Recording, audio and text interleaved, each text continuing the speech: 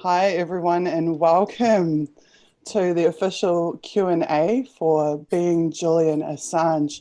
Um, what has been called my epic masterpiece recent article that hopefully you guys have got to see. About between 40 and 50,000 people have seen it so far, which is pretty amazing. Hi everyone.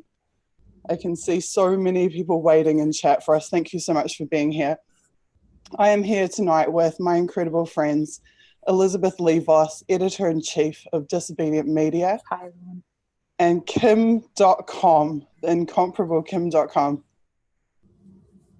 So we're going to kick this off tonight with just a couple of minutes from me about how this piece came about, why I wrote it, what the process for that was.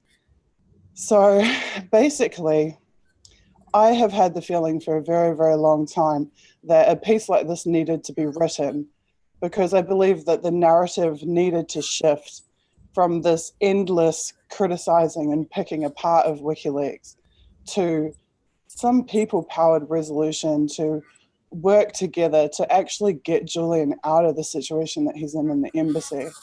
So for a long time, I'd been watching smear after smear after smear roll out in the mainstream media against Julian and against WikiLeaks. I had researched the individual smears and found that they were baseless. I had looked into some of the current events around Secure Drop, Freedom of the Press Foundation, and Freedom of the Press Foundation cutting off WikiLeaks. I'd looked into the past of Aaron Swartz and his role with WikiLeaks. And I realized that there was an alternate history, a true history that needed to be told, that people needed to be able to understand in an easy way the extent to which they've been lied to and the extent to which the same powers that have been persecuting WikiLeaks and persecuting Julian for years now have been manufacturing this false history and spoon feeding it to the public.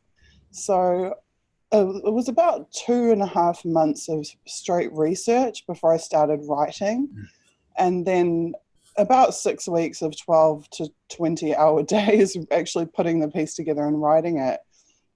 And it was such a massive undertaking that I realized pretty quickly that it wasn't something that I was going to be able to do all on my lonesome.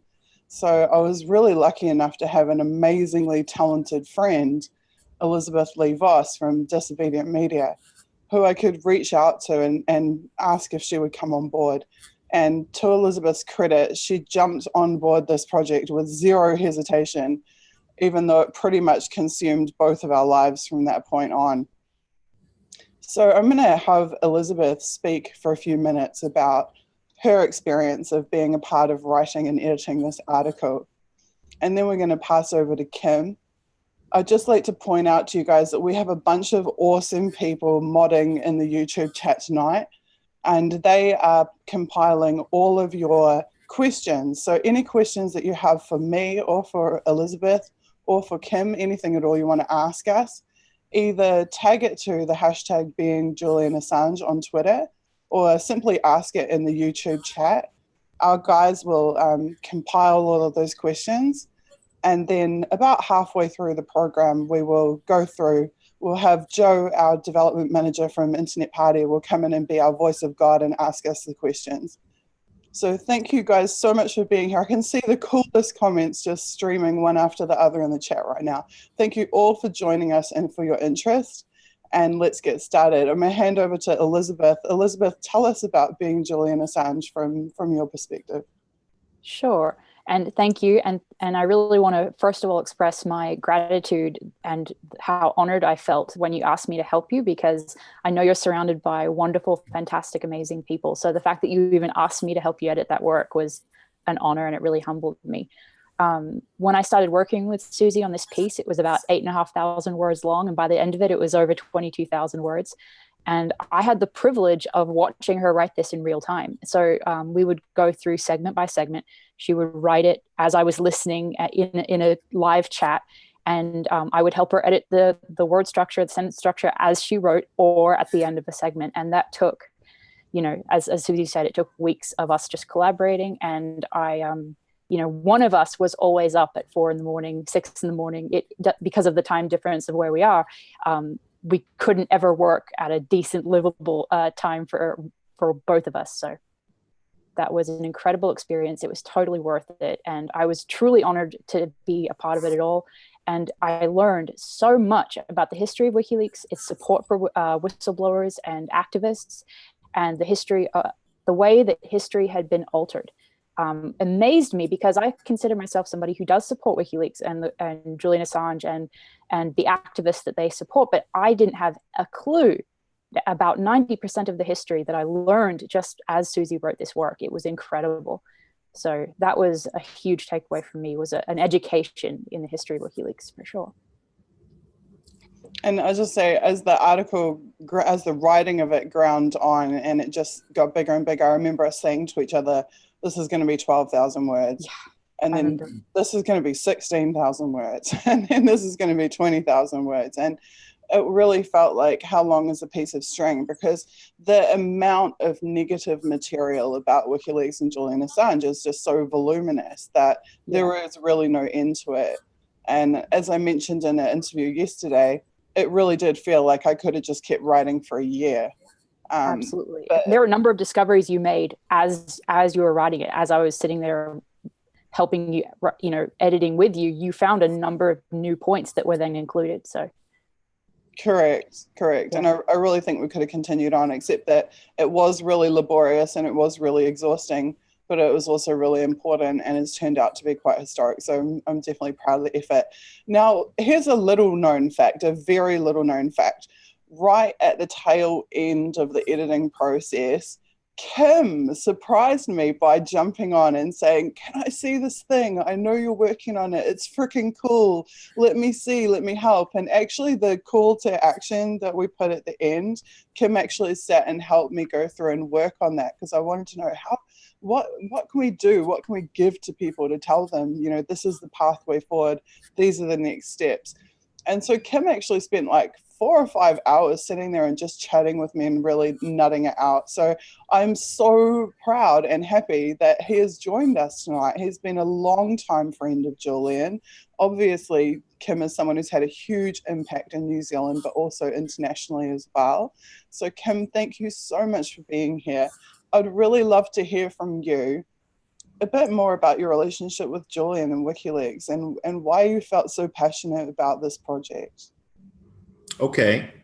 Well, thanks for having me. And I also like to say that you've written an amazing piece of truth with your Being Julian Assange story. I was very impressed by it. And anyone who reads it, if you haven't done it yet, will understand that you're not just writing a story, you're backing it up with facts, with links, with the truth that is out there. And that makes it such a powerful work. For me, my interest in WikiLeaks really started when Collateral Murder was released. The video of a US helicopter gunship flying around and killing innocent civilians, and shooting at a van with children, and killing journalists, and the way the attack took place, the kind of video game-like commentary from the operators that were actually shooting at these people, talking about, light them up and boom, got them, this kind of talk that you only know from video games. And before that video was released, I already knew in my heart that the whole reason to go into that war in the first place was a complete fabrication. That there are WMDs in Iraq, that, we have to go to this war because otherwise the world is going to be destroyed by terrorist forces that work with Saddam Hussein, and the lies of Colin Powell in the United Nations, which I watched live. And it was just so obvious to me that this is another war that we are getting dragged into based on lies. So when WikiLeaks released that video, and later much more detail about the background to this war and other wars, I was like, this is something that we don't get anywhere else. We don't get it in the mainstream media. The TV stations are not telling us this stuff. There's very little critical reporting. And over the last decade, we have seen that critical reporting fade away even more. It all almost disappeared now. And you have media that is completely obedient to the deep state and compliant with the efforts to cover up the bad things that the government does. And WikiLeaks to me became this last beacon of hope that we will find out the truth, that we will be told the truth. And that's why I started supporting WikiLeaks first in my circle of friends and with my business contacts. And I pointed them to WikiLeaks and told them about Julian Assange, but then also more involved, where I became a large donor to WikiLeaks and donated money from both myself and my company Mega Upload back in the day. And I have been following the story of Julian Assange and WikiLeaks from that time on. And I have to say, having in-depth knowledge about everything that WikiLeaks does and how they do it, it's so painful to see what the deep state in the United States has managed to do to this man, to discredit him, to try and weaken his voice so that people will not see him as someone who is disclosing truth and opening our eyes, but someone who is somehow weird, a criminal, a rapist, all these stories that were created and designed by a 300-man strong task force that we all know about now in the United States, in the Pentagon, in the CIA. And all they do day in and day out is work on destroying WikiLeaks, work on finding out who the members of WikiLeaks are, who the supporters of WikiLeaks are, and then use the might of their agencies to go after those people. Aaron Swartz was one good example. He was very outspoken about WikiLeaks, and in the background, he supported WikiLeaks quite a bit. And when I saw that whole case unfold against him, I knew right away, this is not about JSTOR. This is not about some copyright stuff. This is the deep state going down hard on this kid that was a major WikiLeaks supporter and wrote technology, software that would help more whistleblowers to leak their information privately and securely and fully encrypted. So I knew right away, it has the whole pattern of deep state and government behavior to go after someone who is opposing their strategies of silencing people, their strategies of discrediting people, and most importantly, their strategies of keeping us from the truth. And that is really what this Being Julian Assange piece to me is all about, to show to the world that there is an agenda here. There is a modus operandi. There are operations designed to try and weaken and destroy WikiLeaks because it is telling us the truth. And if we all knew and understand the truth and its credibility, we would not support our elected officials to give more money to these organizations that wage war and kill people and cause misery around the world. We would vote for people that promise us that they're going to put an end to it. And we will never vote them into office again if they don't fulfill this promise. That is why people like Donald Trump get elected, because the citizenry kind of gets it. They are fed up with the old system. They want someone to disrupt it. They want an outsider to come in and change it all, because more and more people are waking up to this truth that the government is not really for the people anymore. The government is for commercial interests. It's all about business. It's all about their donors. It's all about, you know, the military industrial complex, the people that profiteer from us going to war, that profiteer from terror and conflict around the world.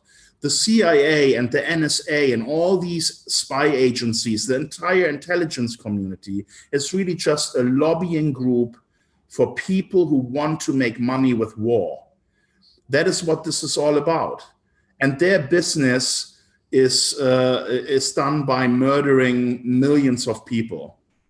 And their opposition is attacked viciously. And WikiLeaks right now, in the world we live in, is the last man standing to give us the truth, the unfiltered reality of what's really going on in the world. And that's why they want to destroy him and anyone who supports him and speaks out for him as well. The whole reason why I am facing extradition to the United States, and I've been raided in a military style fashion with helicopters and 72 armed men with Bushmaster rifles and attack dogs and all this stuff, was never because of a copyright case. And I think most people understand that. It was to punish me for my support of WikiLeaks and for providing donations to this man, Julian Assange. It was to punish Aaron Swartz and put him in jail for decades because he wrote the software that allowed people to leak anonymously. It is to punish anyone who speaks out for WikiLeaks and is their partners.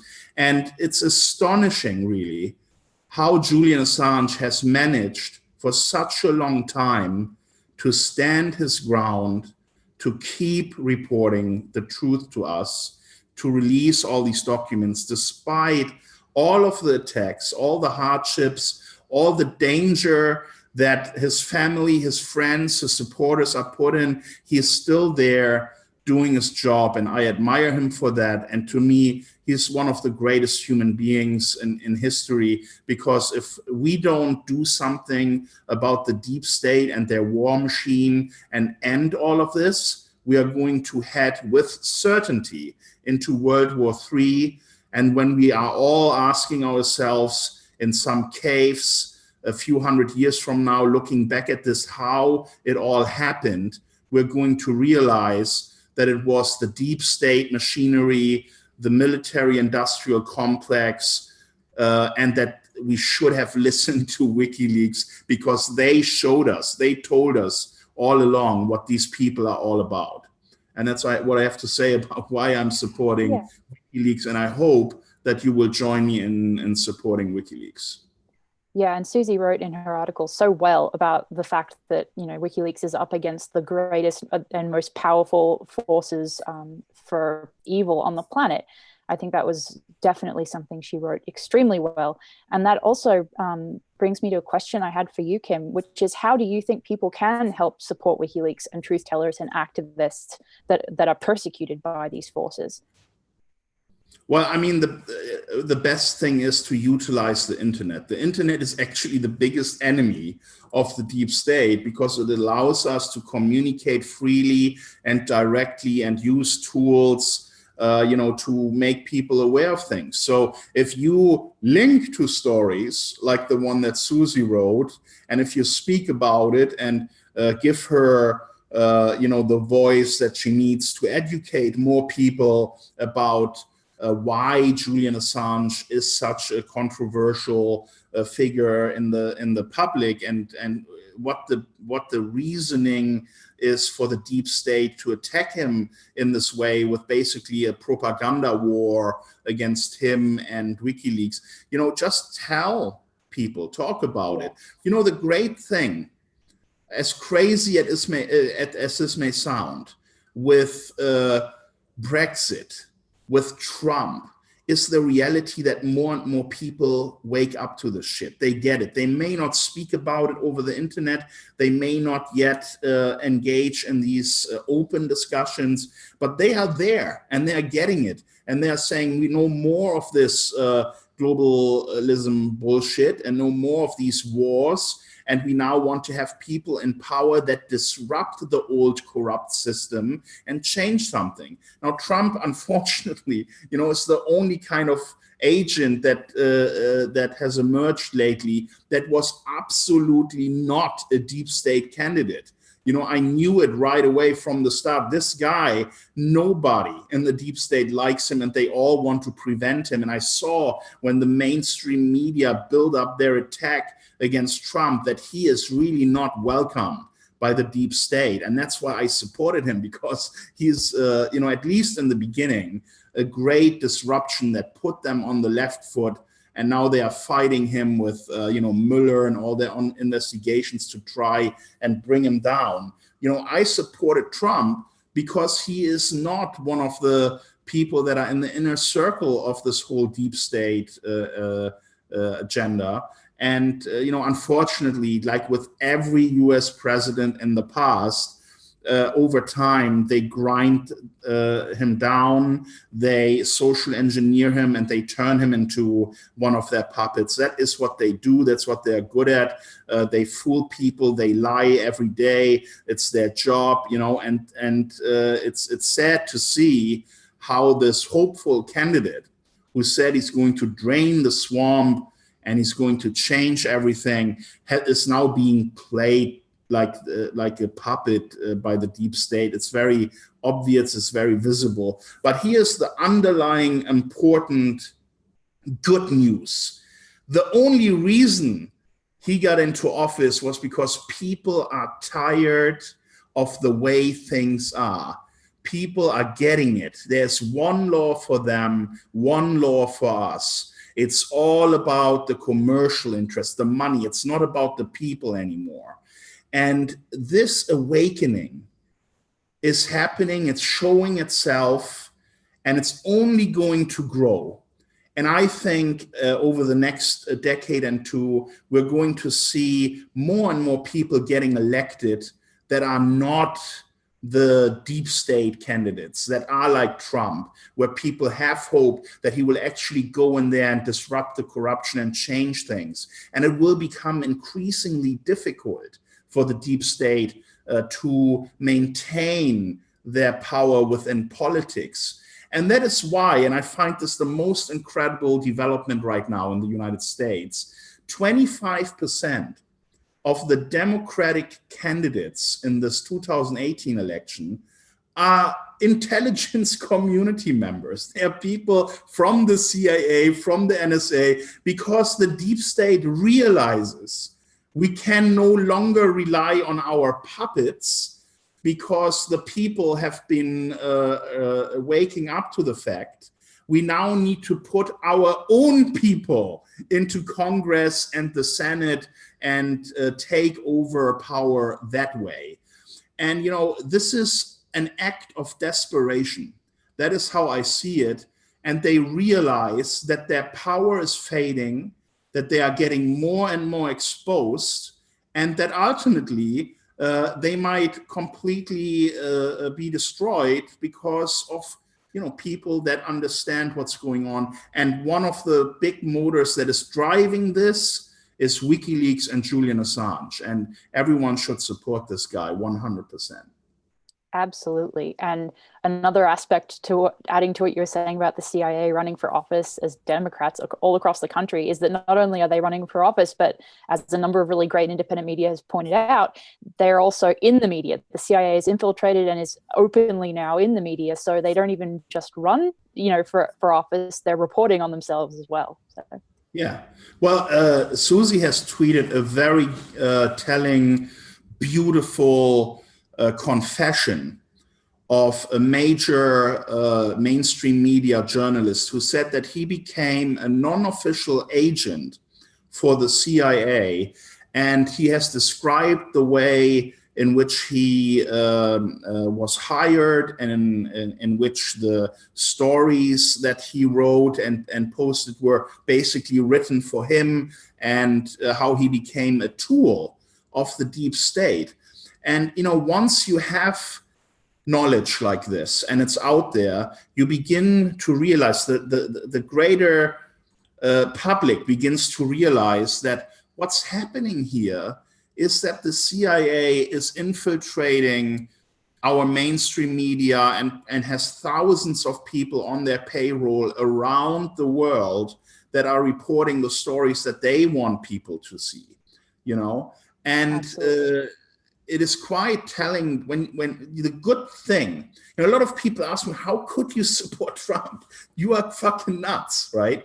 What have I done by supporting Trump? And you know, what has everyone done who got him elected? We have exposed the fake news media. We have shown how they really operate. You know, sometimes you need to put someone in place you would never think should be president just to expose them, to expose the ways they work and how the system works. And the deep state has gone too far this time because all of this media reporting about Russia, Russia, Russia, every day in and out, people are getting it. People are understanding now, well, we can't trust our media.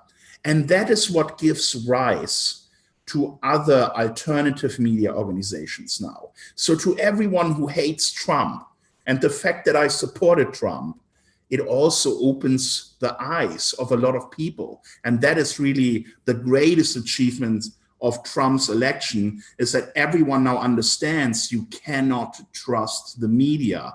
They are lying to you day in, day out, because they are in bed with the same people that cause all these wars, that want to sell their weapons, that want to be intelligence contractors, that shift billions and billions of dollars, hundreds of billions of dollars every year from the taxpayer into their own pockets, you know? And that is really why we are seeing this media landscape to be so completely obedient to the state and not reporting to us anymore what's really going on. Investigative journalism is mostly dead. And there are really only a handful of rebels left that are reporting the truth. And that is why it's so important that we all get behind WikiLeaks and that we support new alternative media organizations. Absolutely. I'd just like to jump in there for a second. I'd just like to say that I think the reason that this article has been so successful is because there is a thirst for the truth. People recognize the truth when they see it. And what we've done is we've presented them with the true history that they can't find in the mainstream media, that they can't read about on Wikipedia. And I think that that hunger for truth is created by the lies that are in the mainstream. And I really think like the article is such a success, not just because of the high level of interest in Julian and WikiLeaks, but because when people see something that is the total opposite of what they are taught every day and what is shoved down their throats every day, it resonates with them. The truth resonates. And so I really think that's why it's had such a big impact. Also, I think everyone must realize by now that the truth is the enemy of the deep state. The truth is what keeps us informed and make informed decisions. If we are informed about why they go to war and what the real consequences of it are and everything, then we wouldn't go to war. They need to keep us dumb. They need to try and manipulate the media and do all this propaganda work. Let me give you one example. Every Hollywood movie, right, that is about war is mostly a heroic propaganda piece for the US military. You know, how all these soldiers and everyone hug each other and how great it is, the camaraderie, and, how we're fighting for a free world and, we are the best. But in reality, when you look at it, all these Hollywood studios directly, indirectly benefit financially for making these movies. They get tax cuts, they get access to military machinery. The CIA has a huge department just for working with movie makers to basically influence their scripts, influence their stories. Well, if you say it in that way, then you can have access to this plane carrier and you can film our fighter jets and all this stuff. So, you know, it's not just the media that is being manipulated to sell us wars. It is also Hollywood that turns these wars into some kind of awesome thing that the US government does, and that the US is such a good operator globally that we should all just be happy that we have such a good force for peace and righteousness. But in reality, when you really look at the truth and you read some of these WikiLeaks documents, you see that none of it is the reality. It's all a big fake story. You know, these people that are going to war and killing millions of innocent people, they are the devil. They are evil. There's nothing righteous in what they do.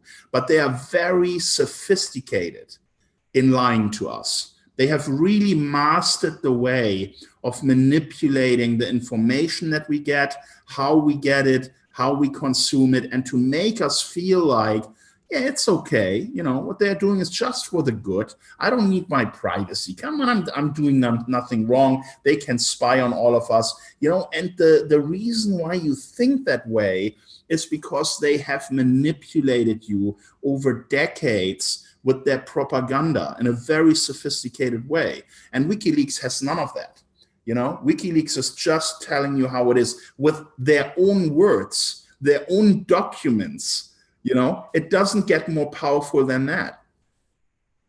Definitely. And as you were saying earlier about the niche of independent media rising up in the gap that the mainstream media has left behind when they don't tell the truth, you know, if WikiLeaks didn't exist, if we didn't have these documents that they published, there couldn't be an effective independent media at all. You know, WikiLeaks and the documents they publish are the only reason that we're able to even try to get the truth out there. So. Yeah, and that's what I meant earlier when I spoke about the internet.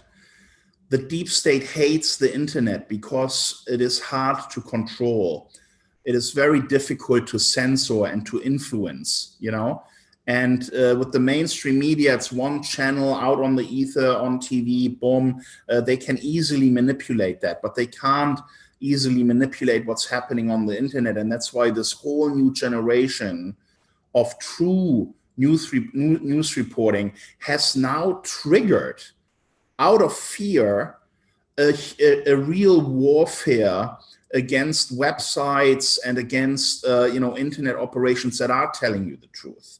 You know, and when you look at how complicit US internet companies are in working with the deep state and providing them with all the details about their users. We know this from the Snowden leaks, you know, Prism, X-Keyscore, all these tools that are being used to monitor us, but more importantly, to identify people that support organizations like WikiLeaks. They are using these powerful tools not just to go after terrorism like they all tell us. They are using it in a copyright case. My case is a copyright case.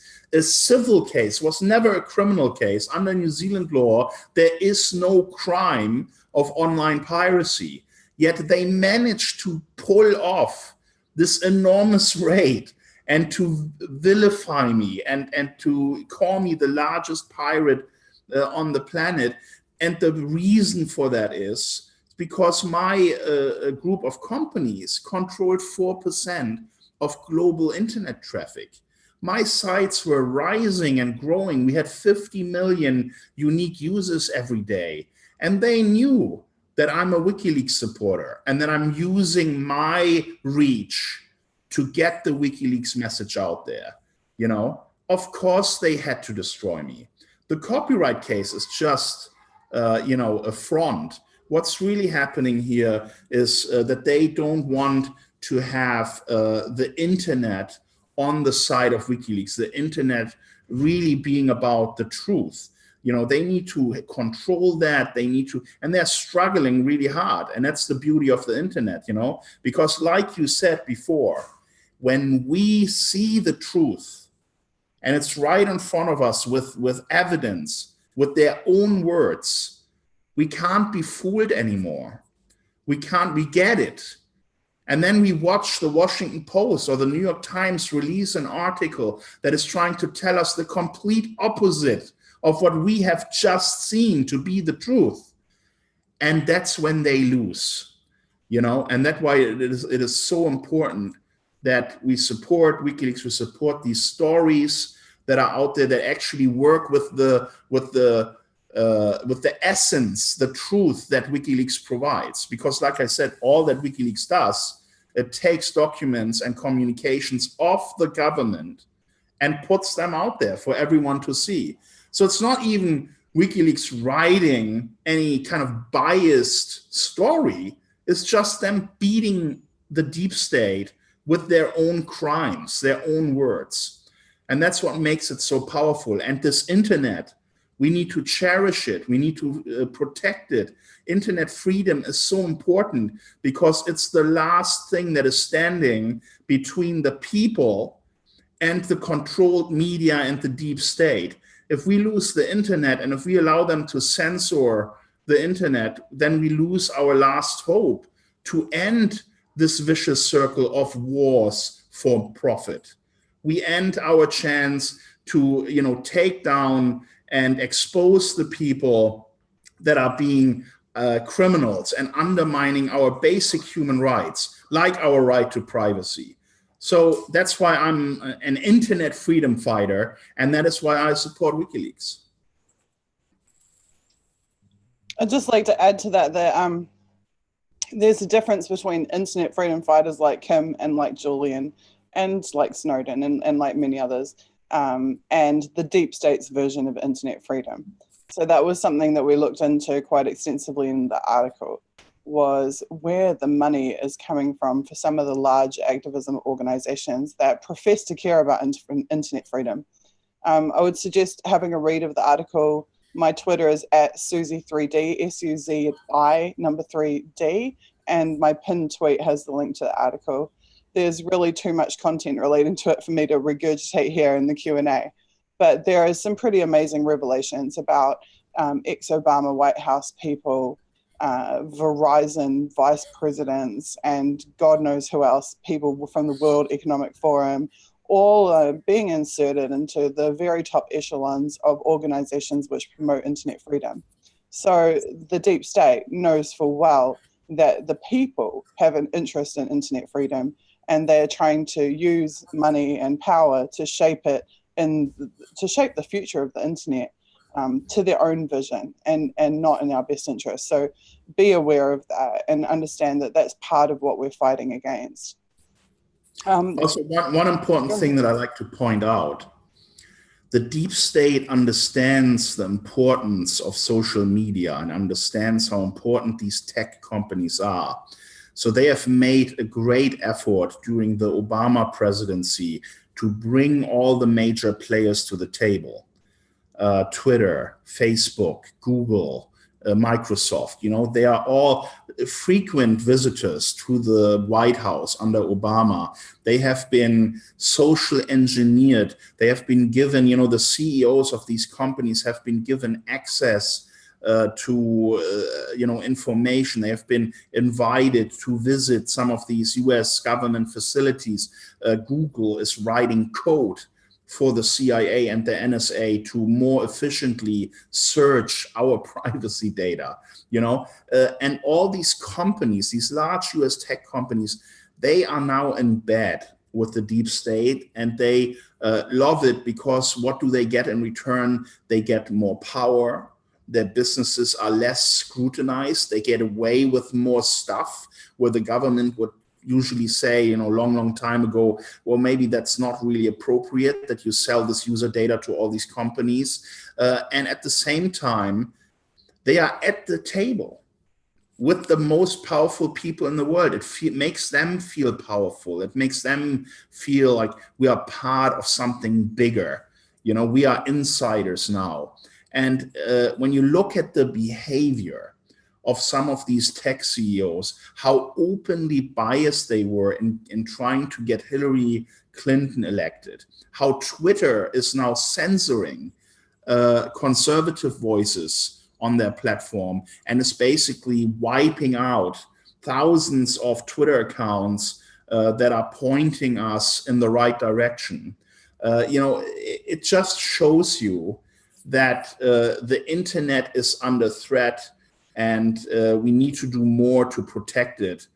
And that is really, why I'm so outspoken, why I started the Internet Party, a political movement that is going to protect this last precious thing that is left, to educate us, where people who understand the truth can go out and educate others, and without any bias, people can read the information and realize, wow, that is not what I voted for. This is not how I want my tax dollars to be spent.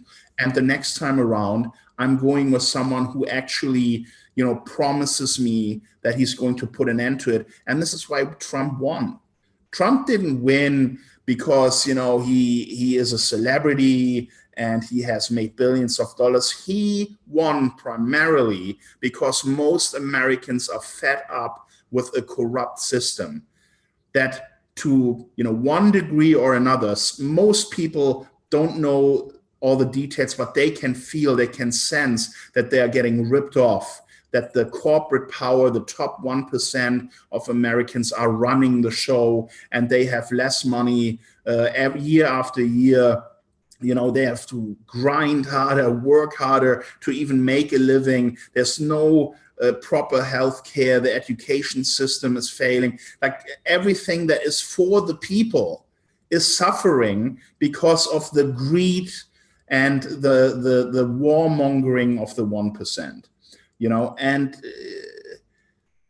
again, I can't say it often enough. The internet is our last tool to fight these people and to expose them. And then through that mechanism, we will achieve change over time. It takes time for people to understand more and more what's going on. And the Trump presidency, if you believe it or not, has been the greatest tool in our fight to expose the deep state, because they have now gone out on this all-out media war against Trump. And you can see how these media organizations, these organizations that tell us wars are good and we need to go around the world and fight these terrorists, they have all been exposed as a result of this Trump presidency.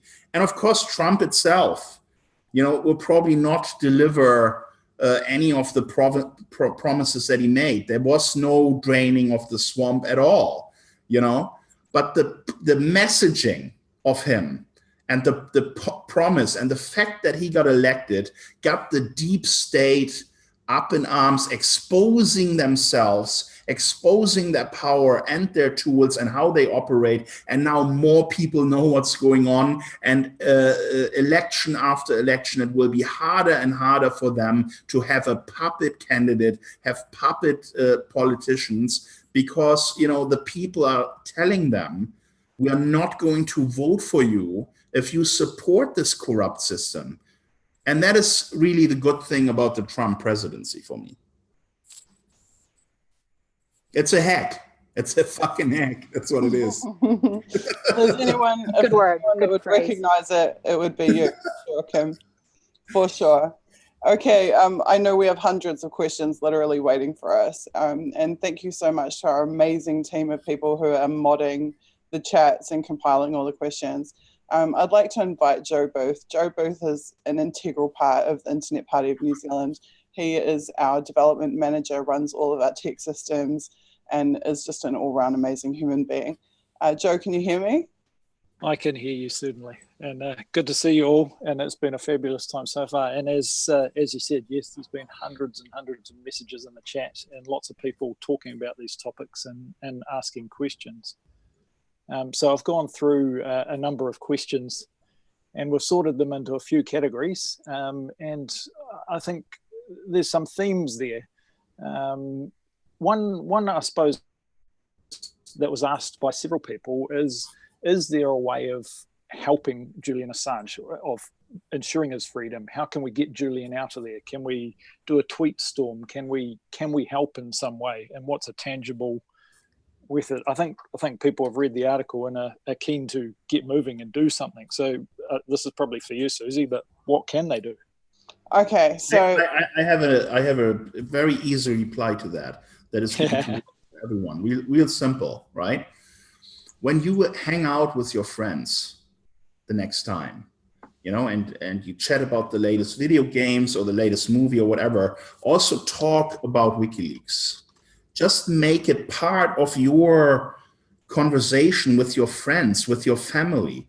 Let them know, you know, what's happening in this world. And even if it's just half an hour, you know, spark their interest, get them interested in what's happening and why it is important that we talk about this stuff. And the more people get it, the more change is going to take place. It's really down to us to do the legwork and tell everybody. You know, if you have a Twitter account, support, you know, retweet Julian's stuff, follow Julian.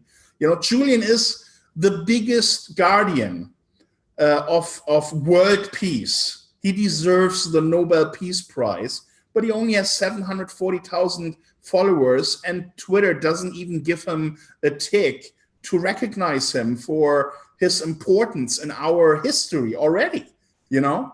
So just tell everyone about WikiLeaks, what they do, you know, follow them, retweet their stuff, because everything that you retweet, that they write, that contains truth, the larger the audience that reads it, the more momentum we are going to create. So just be outspoken about it. Don't worry, you know, about your friends saying, "Oh yeah, but this Julian Assange guy, and what about these rape allegations in Sweden?" And na. You know, just tell them what you know to be the truth, and tell them, you know, do your own homework. Spend half an hour, read this story, Being Julian Assange, by Suzie.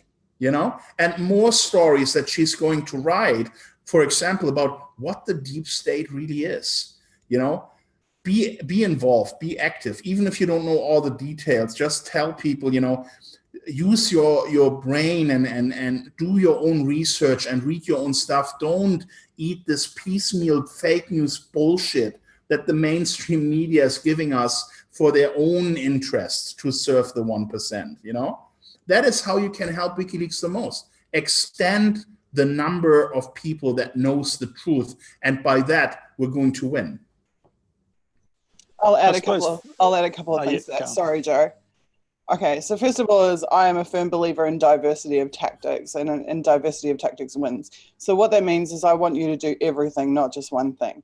I suggest a few things at the bottom of my article that you can do. You can write to the Freedom of the Press Foundation and tell them to restore the funding channel to WikiLeaks, which I proved in the article was originally established to protect members of the public who are donating to WikiLeaks, not just to help WikiLeaks, but to protect all of us from legal jeopardy.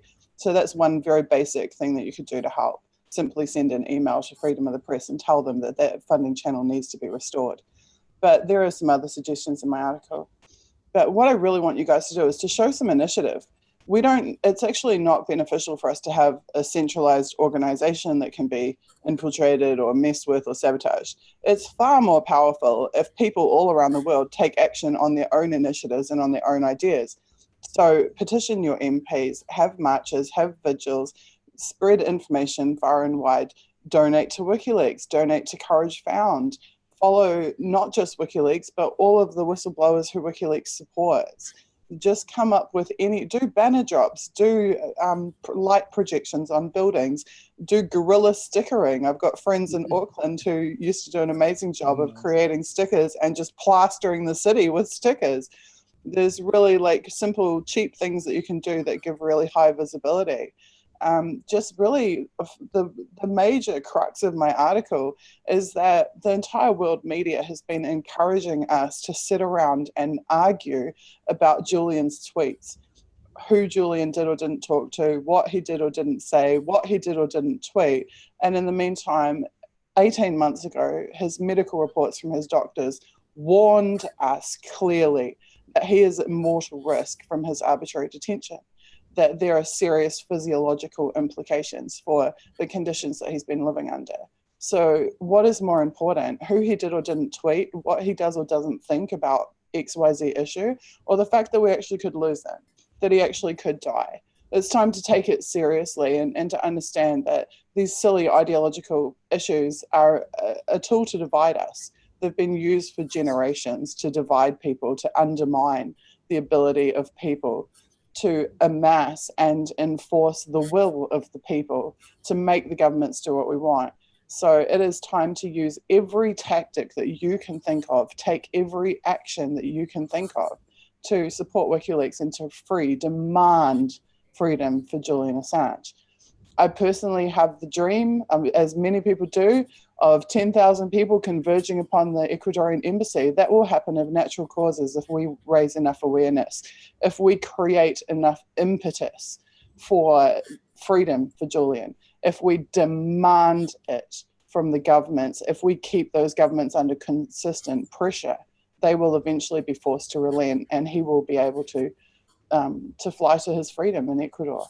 So let's all work together to do that. And feel free. I mean, I'm available every day. If you want to tell me about what you're doing, if you want help promoting stuff, I'll do everything I can to help promote it, to pass the message around to other good people.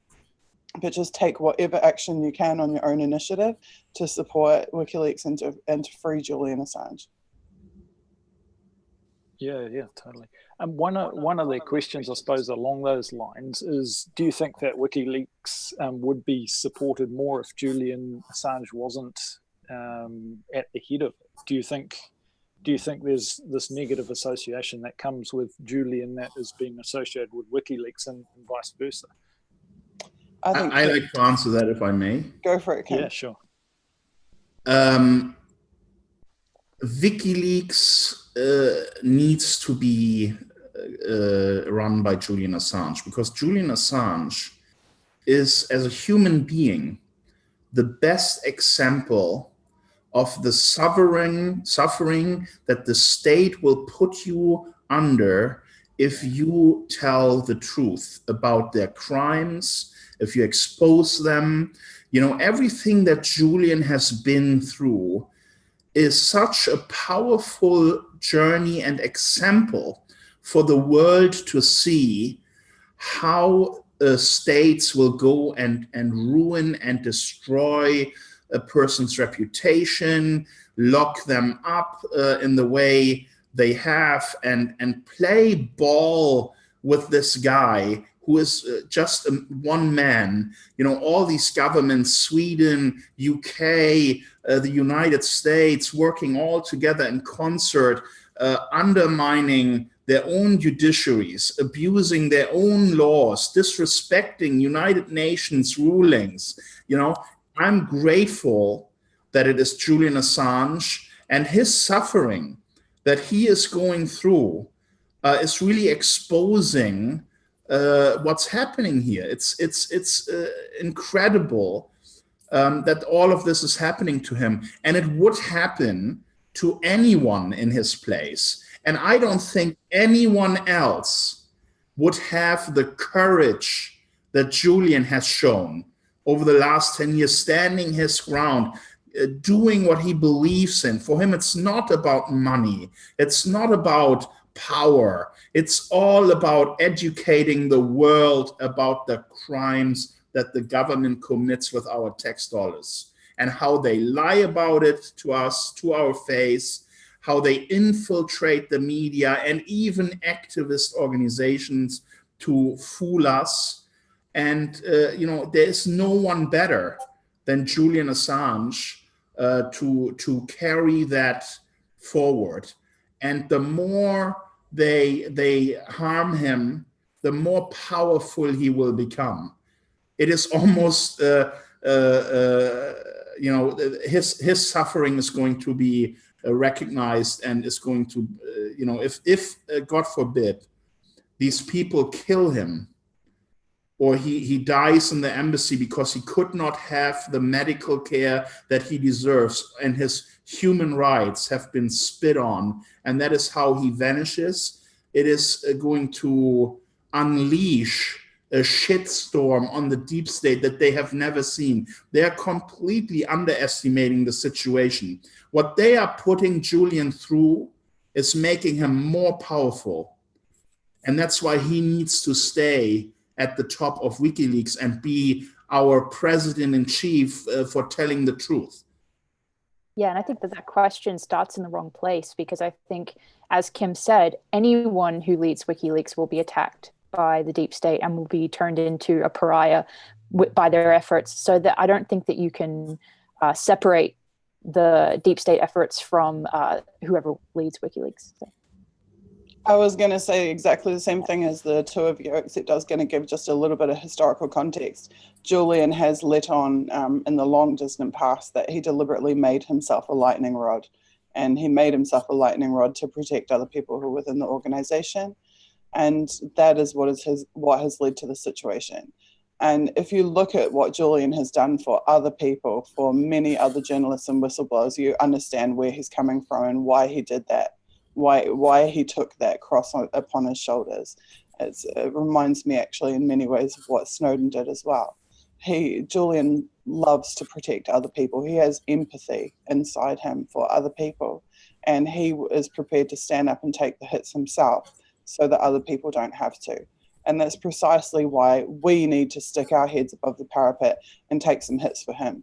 We need to protect him, because in saving Julian's life, we save the lives of the countless other people who Julian has saved and will continue to save. So we need to be his strength. We need to help him shoulder that cross. Absolutely. And my lawyers, realizing that my case is a deep state prosecution, have asked me at one point, if you knew that the US government would not do this to you, just simply by not having supported WikiLeaks, would that have been your choice? And I have to say, having gone through the last 6 years of pain myself, I wouldn't change a thing. It was the right thing to do. And, everything that we are going through is going to lead at the end of it. There's this light on the tunnel, in the tunnel that we need to reach, where we come out at the other end and we shut down this whole corrupt system. And that is what this is all about. And, I may have continued my life in my happy bubble with all the luxury and all the toys that I had, but, what's the point? Where's the bigger picture in that? The bigger picture is that we need to change our world to make it right. We don't need to drone people halfway around the world and kill innocent civilians and starve entire nations to death simply because their leaders are not aligned with our globalist policies. That is what's really happening in this world, And the only way we're going to deal with that is by fighting and not accepting that if we spit on the bully, we're going to get hit. You need to call out the bully. You need to tell everyone who the bully is and show the evidence that they're a bully, even if it means that you are going to be targeted by them, because there's too much at stake. Just think about it. I mean, you are living in a very, most people in the Western world and most people who are watching this are living in a, comfortable life. You all have a home, you have food, you have entertainment, and it's just too easy to ignore what's really going on.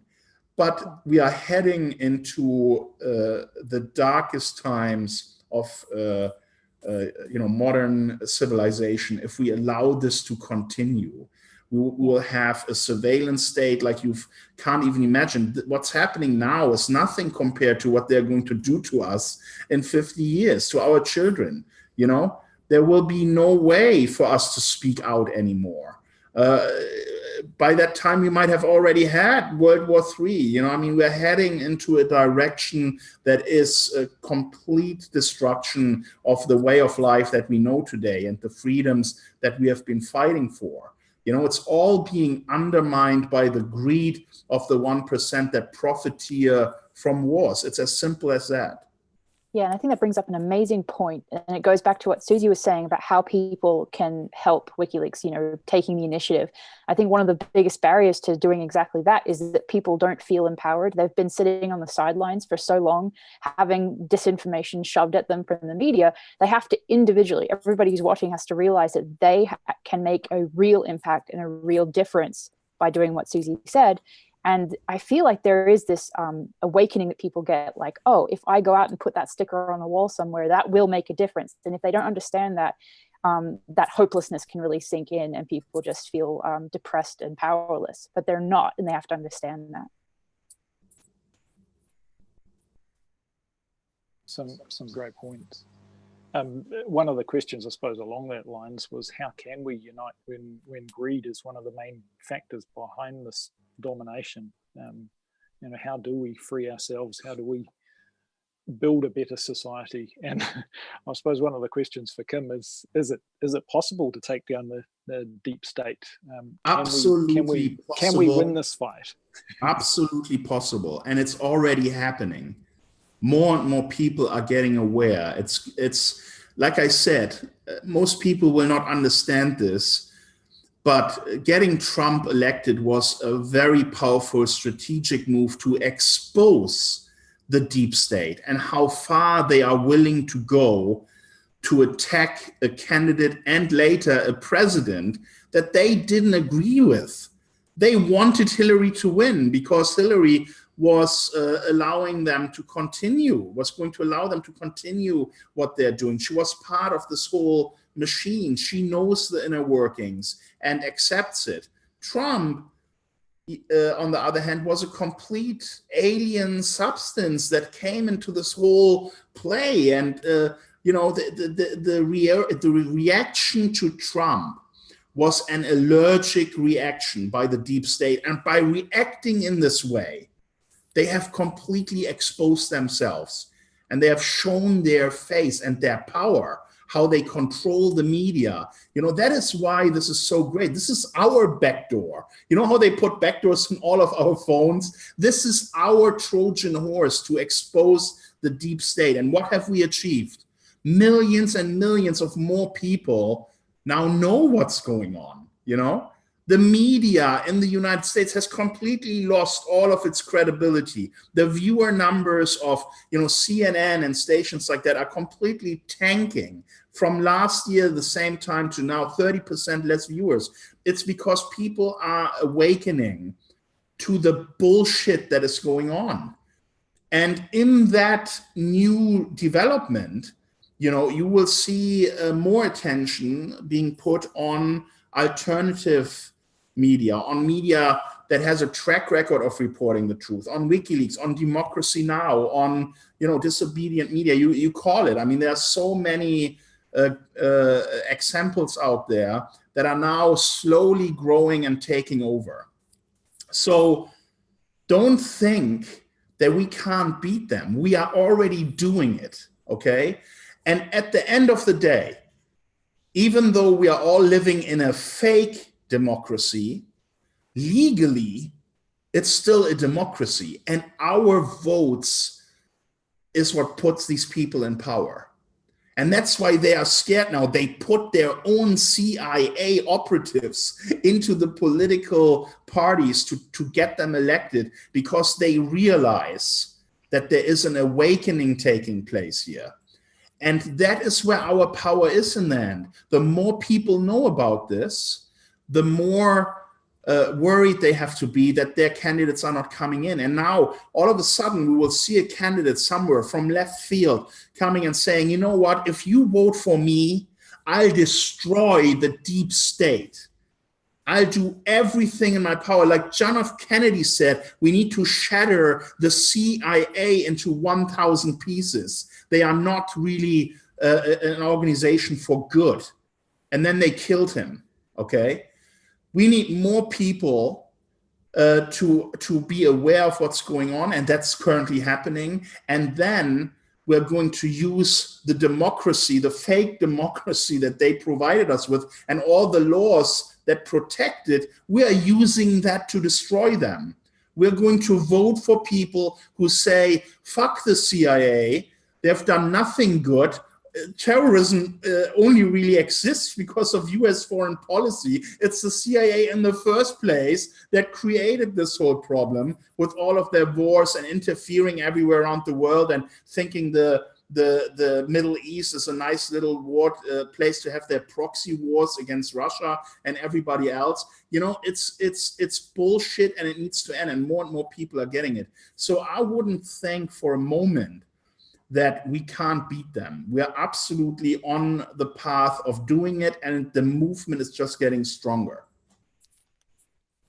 You guys, we have 500 people watching right now, and WikiLeaks has just tweeted out our link, so I'd say there's a bunch more incoming. I would just say you want to start with an action right now, really easy action. Go viral this hashtag. Go make this hashtag trend. Hash being Julian Assange.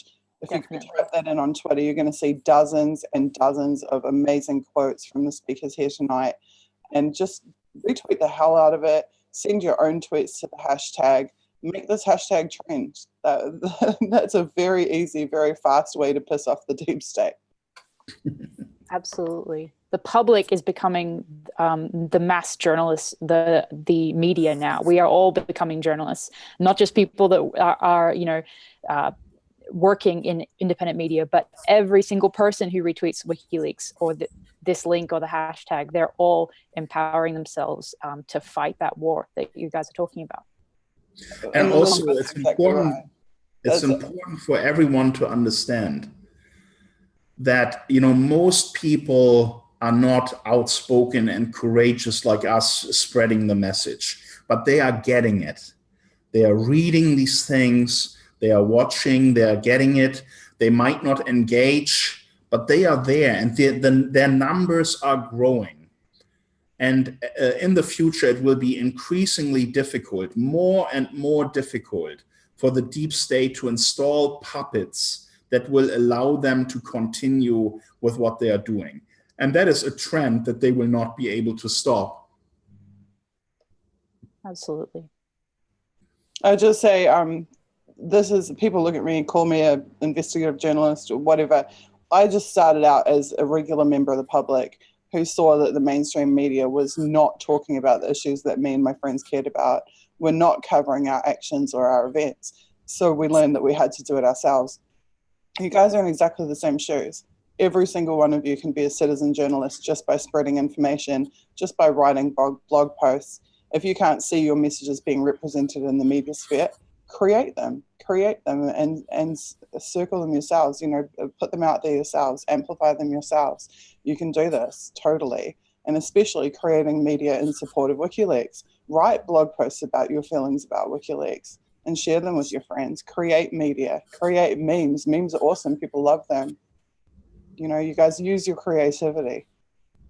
Absolutely. Everyone's voice matters. It really does make a difference. Joe, do you have another question for us? I can certainly find another one. I'll find one for Elizabeth. There's a question here for you, Elizabeth. I'm just asking how your personal opinions and how your view, I suppose, view of the world has changed over time after, you know, sort of being chatting with Suzie and involvement with Kim and various things. How have you has your mind been changed, or have you seen things differently? Yeah, it has. And mostly in the sense that, Suzie has this amazing wealth of contextual understanding about the details of the history of WikiLeaks and the people surrounding WikiLeaks, that I feel completely honored that Suzie has sort of been my friend and my mentor, teaching me some of this.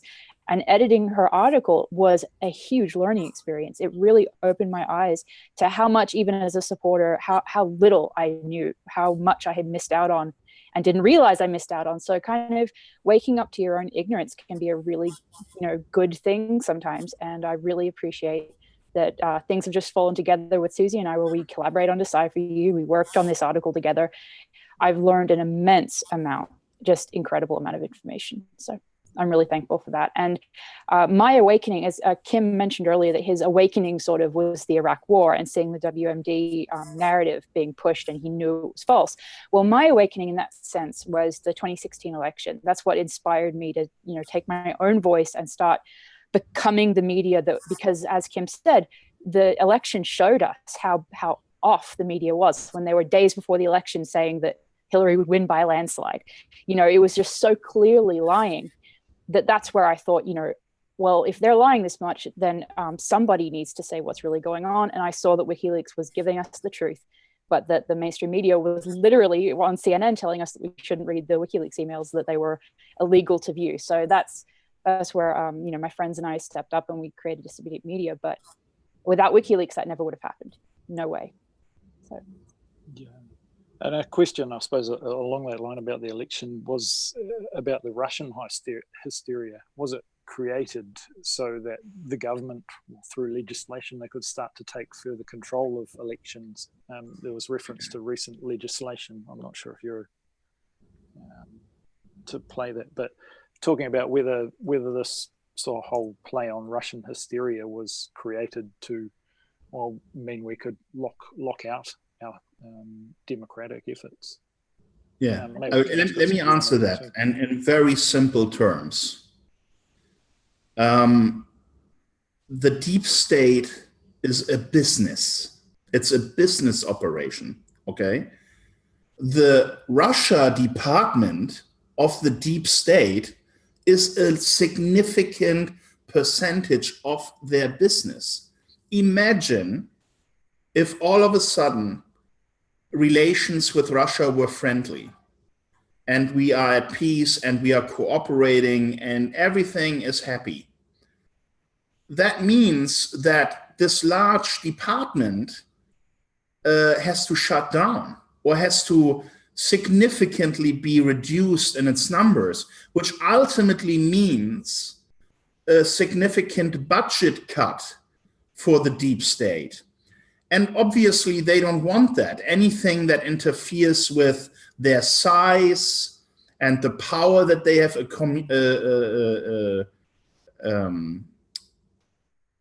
have gathered, would be diminished by more peace, by being reasonable with Russia and trying to work with them rather than against them.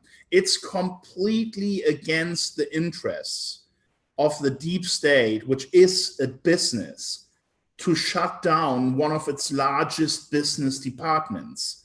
So they will keep telling us how bad Russia is.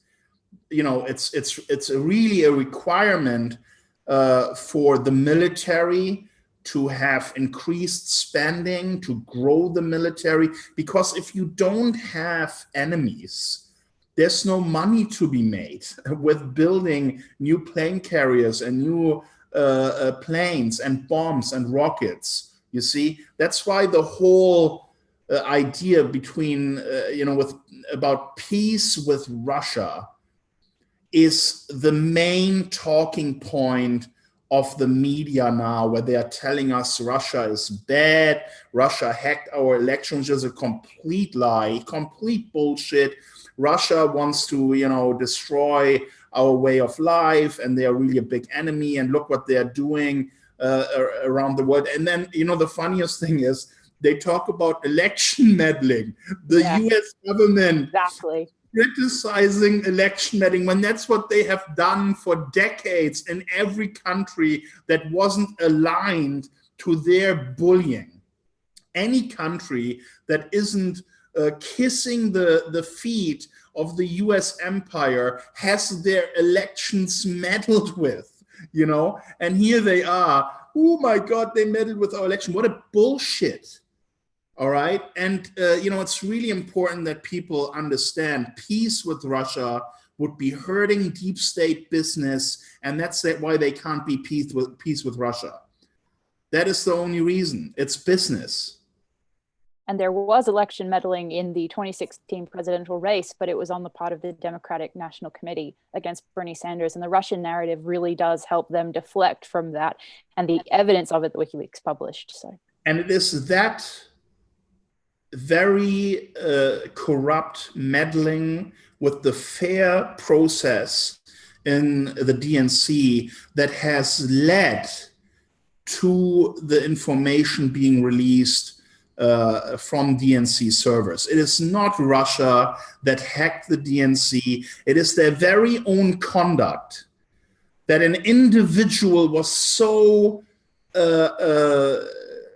unhappy with, thought it was so unfair and dishonest and unethical that that person decided, I want the truth to be known. This is how we get the truth. It's people on the inside, like Snowden, seeing what's happening, how our rights are being undermined, how the processes are being perverted to achieve an outcome that is predetermined, that some powerful people have made in a boardroom and are now pushing down our throats.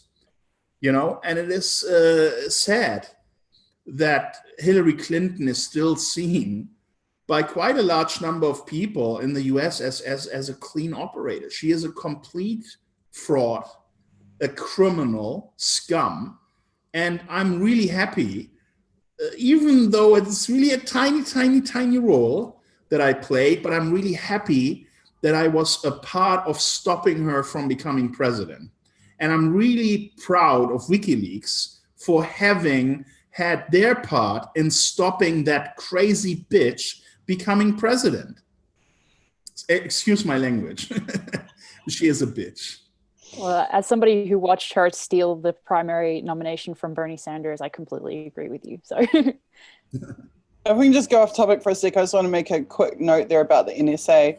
Elizabeth and I know from our Decipher You series, studying the Snowden files, that the NSA actually talk in those files about how when they subjugate these countries and then create these partnership agreements with the spy agencies from complicit countries all around the world, including New Zealand, where I come from, but also many dozens of countries around the world. They talk about how they are going to use the spying resources, human resources, hardware and networks, and the data of the citizens in those countries to advance US interests. They're completely blatant about that. So in my opinion, all of the spy agencies of all of the countries who are working with America are committing treason against their own people. They are violating the rights of their own people, and they are allowing their own resources, monetary resources, human resources, and networks and hardware to be utilized by a foreign state. And that is completely disgusting. And I think if all these people in the countries around the world really understood the total subversion of their own systems of national security by the US, that there would be a mass exodus from those NSA spying partnerships, and there should be.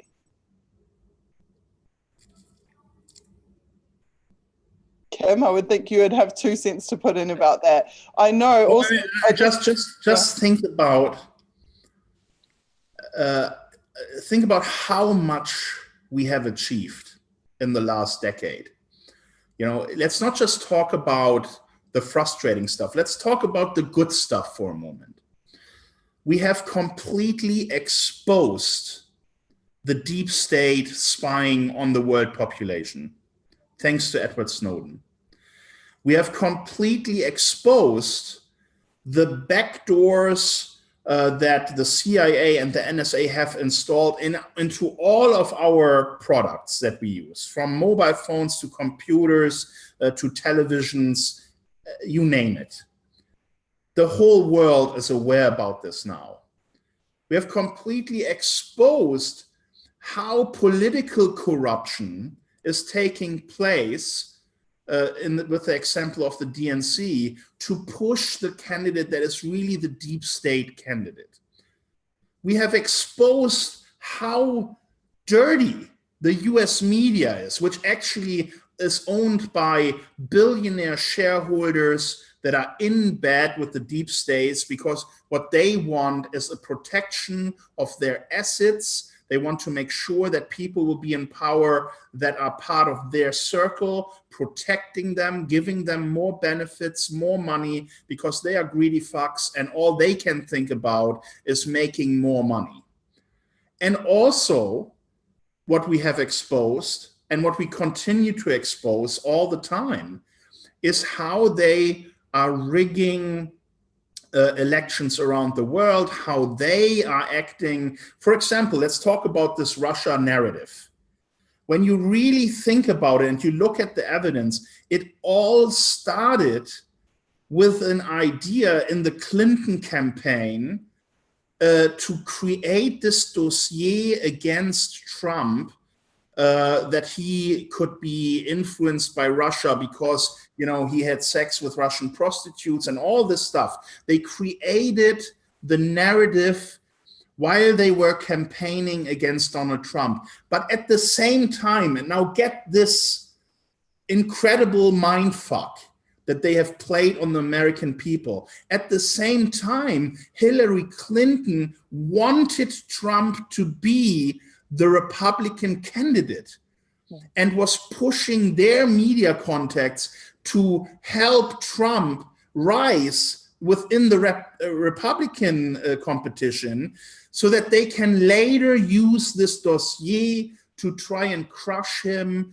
and you know, his sexism and all the stuff, try and use that to crush him so that Hillary can become president. When you look at this chess game that they were playing and how they first wanted to elevate Trump to then crush him with the Russia dossier, you understand why we are now even still talking about Russia. It was all born in the campaign think tank of Hillary Clinton.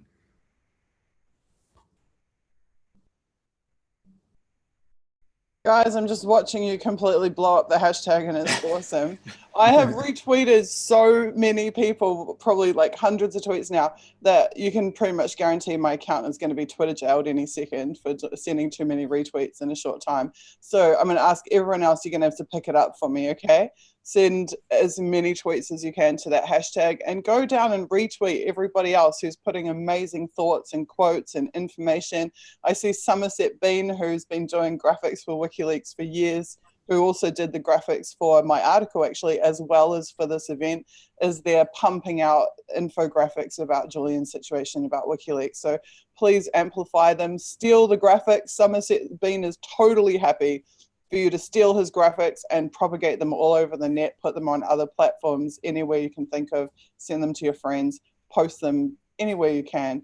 But please blow up that hashtag, guys. Just send as many tweets as you can and amplify each other's voices. That's what it is all about. Joe, do you want to move on to some more questions? Yeah, there's plenty of off-topic questions. We'll try and find one or two that are talking about the article or things to do with that. One of the questions, I think you more or less answered it earlier, but tell us again how long it actually took you to write all this and how long the ideas have been sort of mulling about in your head. Okay, the real genesis of this article was 18 months ago when I read the medical reports about Julian, and I was shocked. I was shocked for a couple of reasons. First of all, because I've been studying everything about WikiLeaks and Julian for nearly 8 years now, 7 years. And I had never read or understood the details of the impact on him physically and physiologically and psychologically of his confinement. It was almost like a well-hidden secret, a well-kept secret. And I know now it's because Julian hates to talk about this. He doesn't want to talk about being vulnerable. He doesn't want to talk about needing help and emancipation and support. He's very much in that catch-22 situation where to admit that he's suffering makes him vulnerable to those who have caused his suffering in the first place, being empowered to, inflict even more suffering on him. But at the same time, this simply can't continue. And every year that it does, it gets worse and harder on him, on his body, literally. So I was really shocked when I read those reports and I understood the full extent of what he's been going through. Things like where they talk about how he needed a root canal in his tooth 2.5 years ago but they can't perform it because they can't get a dentist in. If you've ever needed a root canal, you can't go 2 weeks, let alone 2.5 years. The idea that he could be in that level of constant pain and denied the basic human right of access to treatment, access to care, was shocking. But there are hundreds of other pieces of information in there. They talk about not just the physiological and health and psychological effects, but they also talk about some of the things that the police in London have been doing to just harass him. Like they're throwing rocks at his window, at his bedroom window when he's sleeping to wake him up over and over again. They're deliberately sleep depriving him. They're making him have to live in a state of never knowing what's going to happen in the next minute or 2 minutes or 5 minutes of his life. It's actually a violation of international law to assault in embassy premises in that way. But that's the kind of thing they've been doing. They've been showing up with uncovered submachine guns underneath his window. There was an incident of a guy in a cat suit trying to scale the wall of the embassy. There was recently the envelopes with white powder showing up at the embassy. The list just goes on and on and on. So they are torturing him. They are actively torturing him. And it is sick and it is despicable. And we should not stand for letting these premises in the middle of London being turned into the mini Guantanamo style torture camp. That's basically what they're trying to do. They're trying to make it unlivable for him in every way that they possibly can. And in the meantime, he's there with serious medical conditions and suffering greatly. So while Julian doesn't feel that he can talk about it, we have to talk about it, because when you start to discuss these issues of this serious nature, you understand how frickin' insulting to our intelligence it is that the media ignores all of that to argue about his tweets. You realize that it's just a mass distraction technique for them to have people arguing about what Julian said on Twitter while he's literally dying and being persecuted and tortured inside that embassy.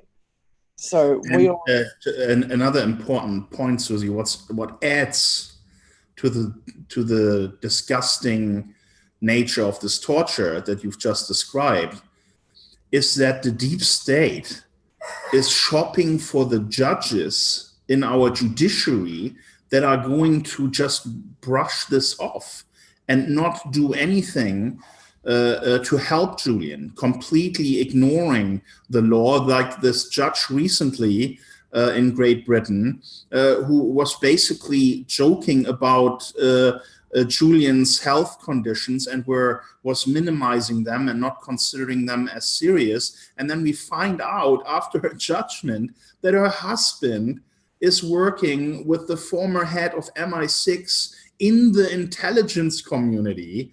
And it becomes so obvious. I mean, it's such a pattern that when the deep state is dealing with cases that are important to it, they shop for judges.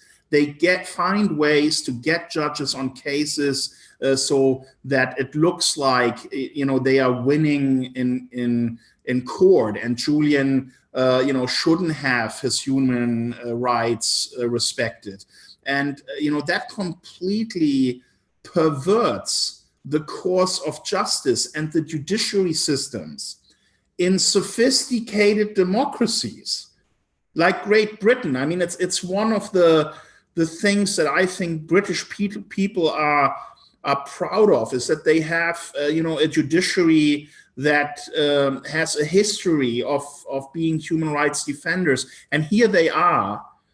Because the world has changed so much and the deep state has infiltrated any way for us to get justice, they shop for judges. And then that judge comes into the hearing and says, up until 20 minutes ago, I didn't even know that, about that I'm in this case. But she was picked, and she knows she was picked. And her judgment is a complete disgrace, considering what's happening to this man, that he's slowly being killed by those who hate him, and in a very open and in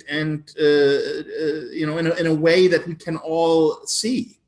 And the same happens with the judges that are being picked in any case that goes against WikiLeaks supporters. My US judge is a former Disney lawyer. How the hell can someone who made money from Disney be the judge in a copyright case? It's ridiculous. And another judge here in New Zealand, I have a case against the GCSB, which is the equivalent of the NSA in New Zealand, and they spied on me illegally. And everybody knows the Prime Minister had to apologize. It's all a big scandal. But the judge that they put on this case was a judge who needed security clearance. So in the first step, the deep state gets to pick which judge we think should have security clearance.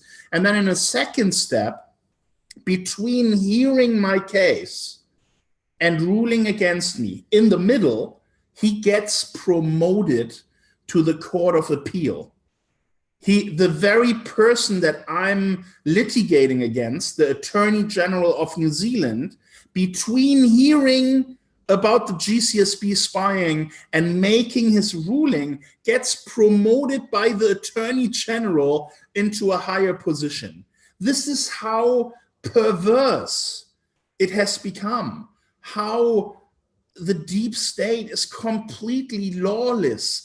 They don't care about the law. They label everything that could expose them national security and try and get judges in that are going to work for them in exchange for favors and power and promotions. And that is what's happening with Julian Assange. Just look at the example of Sweden.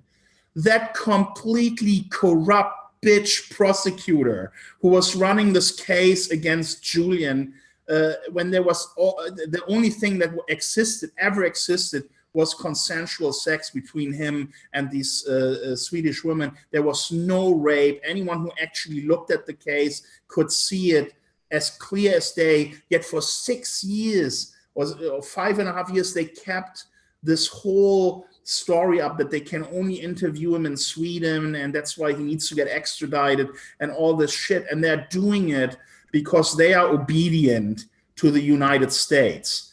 Sweden is a big hub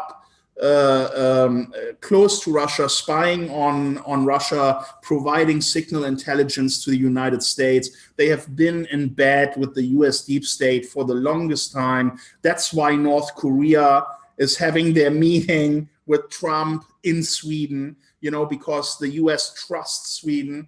They know they are going to do whatever they tell them to do. And when you look at all of this corruption that is going on, you can only try and do your best to expose it, to tell people about it, and let everyone see it. Because when it goes to a point where we can't even trust the judiciary anymore to do the honest thing and to look at the law and to accept it, or we can't expect a country to go against a ruling in the Human Rights Tribunal in the United Nations. The United Nations that they say is there to fight for peace and human rights in the world. But in reality, when it doesn't suit their own agenda, they're just ignoring the ruling after they have participated in the hearing, made legal argument, appealed against it, made legal argument again, and then they lost and they did nothing to honor the ruling of the United Nations. And when we reach this stage where you can't even trust your judiciary anymore to do the right thing, it's really us who have to do the right thing. It's us, the people, who have to say enough is enough. We need to replace these criminals from power. We need to do it by electing people that are going to replace these people. And that is why I started the Internet Party. And I knew it's going to take a long time, because it's a long process to educate people that have been fed this propaganda for decades, that have been lied to by the mainstream media for decades. It's really hard to get through the truth anymore, because they believe what they have been told for all this time. but the internet party is going to rise. It is only going to be a matter of time where more and more people realize how important it is to have, a political movement that is not influenced by the top 1%, that is not interested in going to war every few years so that the warehouses that are full of weapons can be emptied and refilled so more money gets into the pockets of the war profiteers. It's going to happen politically. That is the goal. That is our biggest strength, because the democratic systems, the way they are, allow us to take over.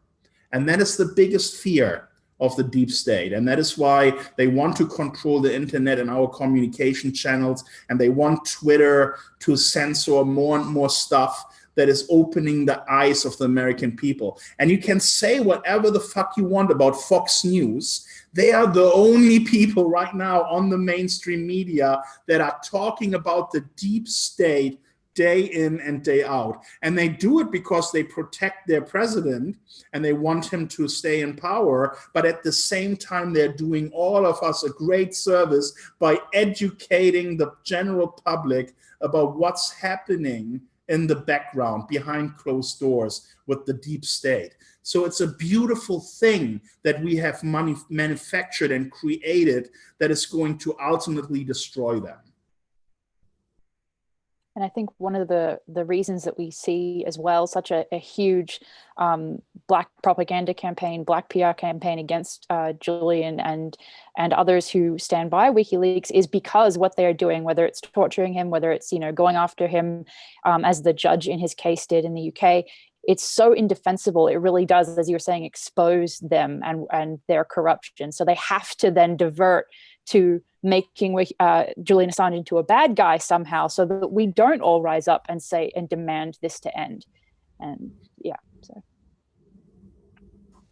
I'd really just like to read a quote by Julian, quite a famous quote from Julian, actually, that I've just seen you guys posting memes and all kinds of stuff to the hashtag. You're awesome for doing it. Thank you so much. Someone has posted Julian's quote: "Every time we witness an injustice and do not act, we train our character to be passive in its presence and thereby eventually lose all ability to defend ourselves and those we love." And that's exactly how I feel about the situation. If we don't stand for Julian, if we don't have the courage to stand for other people, and we watch them fall like dominoes before us, it's actually we're sacrificing ourselves. And we're sacrificing our own families and the people that we love, because eventually there will be no one to stand for us. Right now, Julian has stood for person after person after person. He stood for the whole planet. He stood for the truth. He stood for historical truth. He stood for everything, truth about war crimes, supporting whistleblowers, supporting journalists, supporting the public right to know and the public record. We have to stand for him because he stands for us. If we don't stand for him and we lose him, eventually they will come for us. So you can either rise like a lion and be a part of saving a man's life, or you can choose the passive path and become essentially a robot of the state. Yeah, absolutely. I think every time, I just want to say again, every time that viewers watching right now see something come out where they're encouraged to, really question Assange's motives or anything like that, just to remember that one of the major things coming out of your article, Suzie, was it showed how much effort is made to tarnish their reputation. So just understanding that is a major, major point that I hope viewers and readers of your article will take away from all this. And as I said yesterday in other interviews, we saw Mike Pompeo sit there and tell us, the CIA, was the CIA director until this week, tell us that WikiLeaks is a priority target for the CIA, that they're going to take them down, that they're going to shut them down. So when you see these big smears across the mainstream media, you have to step back and realize that these things are connected. The fact that the CIA is saying overtly they want to destroy WikiLeaks, and then the media are covering up for the torture of Julian Assange, covering up the truth about what he's going through, and instead releasing hit piece after hit piece after hit piece on him. This is connected. The media smears are connected to the deep state targeting of WikiLeaks and of Julian Assange. So you've got to look deeper and understand that there's way more going on than is claimed in these singular articles. It's a pattern. It is a total pattern, and it is designed to deprive WikiLeaks of support and to deprive Julian of support. The only way to effectively counter that is to push for more support for WikiLeaks and more support for Julian Assange. Joe, do you have some more questions for us? I think we're going to wrap it up pretty soon. It's been an amazing stream so far. You guys have just been incredible. I suppose there's one question about that. Well, does Julian Assange have an apprentice? Will his mission carry on if something happens to him? I think that's more or less asked and answered. But are there security measures in That's a hilarious place? question. That's a hilarious question, because actually, in Megyn Kelly's interview of Putin, they said, "Who is your successor going to be? Are you training someone? Is there someone coming up after you?" And I thought to myself, now, gee, I wonder who would want to know the answer to that question. And I would ask the same thing about this question of Julian. I have no idea whether he has an apprentice. And if he does, I sure as hell don't think he'd be informing on them to the CIA. Totally. There's another question about the intercept. How do we deal with these, deliberate misinformation or I think you cover it in your article, Suzie, but do you want to go into, should we be boycotting some of these organizations? Should we be, holding back our support from others? I don't think so. I like to answer this question. Yeah, go for it. Every single media organization that gains momentum and credibility in the fight against the deep state and the evil forces that fund it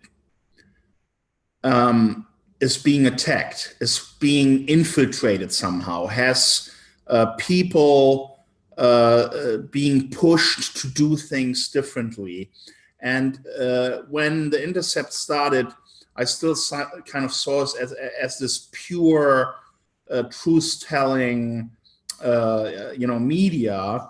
But over time, of course, the effort has increased to get some people in and get some things written that kind of create this situation where we are now thinking, oh, it's not really credible, and they want us not to read the stories from Glenn Greenwald anymore. Glenn is the reason why I read The Intercept, and you need to understand that if you identify the voices, and maybe it would be important to have an index of truth tellers that either WikiLeaks or someone else can publish. If you listen to the voices of people like Glenn, and it doesn't matter where he is, if he provides comment on CNN or Fox or wherever, and he recently said it so beautifully, he's getting criticized for going on right-wing Fox to educate people about what the deep state is doing. But any media organization that gives you a platform to talk about it, use it, all you need to know is who are the people that are telling me the truth. It's you need to disconnect someone like Glenn from a larger organization that over time will also have to deal with all the attempts by the deep state to undermine them. It's just the way they work, but the individuals are important. And if you follow their reporting, and if you have a list of 20, 30, 40 people that are just known to be truth tellers and that are not part of the of the corrupted media, then no matter what environment they're reporting in, you're going to get the facts, you're going to get the truth. And that's what I would like to say about The Intercept. There are a couple of really good journalists that have done an amazing work in educating us about what's happening in the deep state. But there are some people that shouldn't be there, and that's just the reality of any organization, of any company, of any media organization. You will have some bad apples, and you can't hate on the entire organization because of it. You need to identify the individuals and follow what they are writing. And the best way to do that is really to follow them on Twitter, and to read their stories. Yeah, does that make completely sense? agree. Yeah, it does. Very much. I'd just quickly like to address the tiny minority of haters that are on our hashtag. There's 2 tweets there that I would just like to share with you, because one of them is hilarious and the other one is just foolish. The first one is that somebody has just informed us that we should not support Julian Assange because he is from Australia, and Australia is a colony of settlers that massacred the Aborigines. So there you go. Because 300 years ago, the Aborigines were massacred, you should not support Julian Assange. All I can do is laugh at the level of desperation that they know. I mean, they can't use any of their normal smears, right? Because we've debunked them all in the article. So this is how desperate they've now gotten.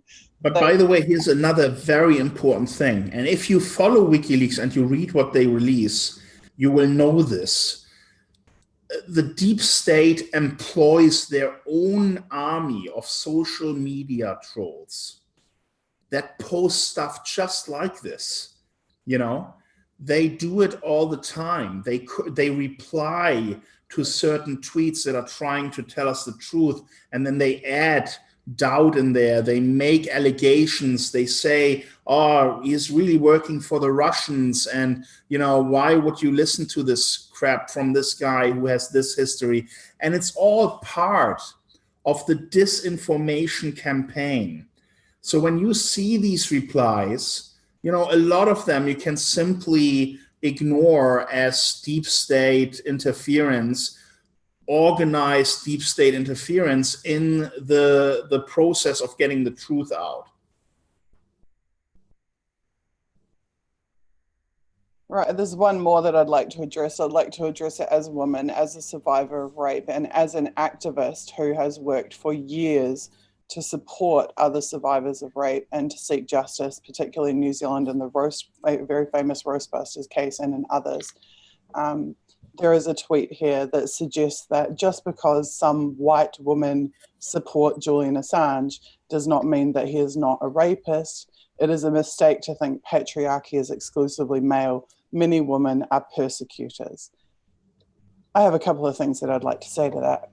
First of all, within 24 hours of the complaints being made at the police station, the entire world press was reporting simultaneously that Julian Assange was a rapist. No charges had been laid, nothing. And on the same day that the complaints were being filed at the police station, the entire world press was reporting on it. Do you know what happened? By the way, most importantly, the women said they've never been raped. I'm getting there. But first of all, I'd like to make this point. This was also made by Naomi Wolf at the time. This is not how it works.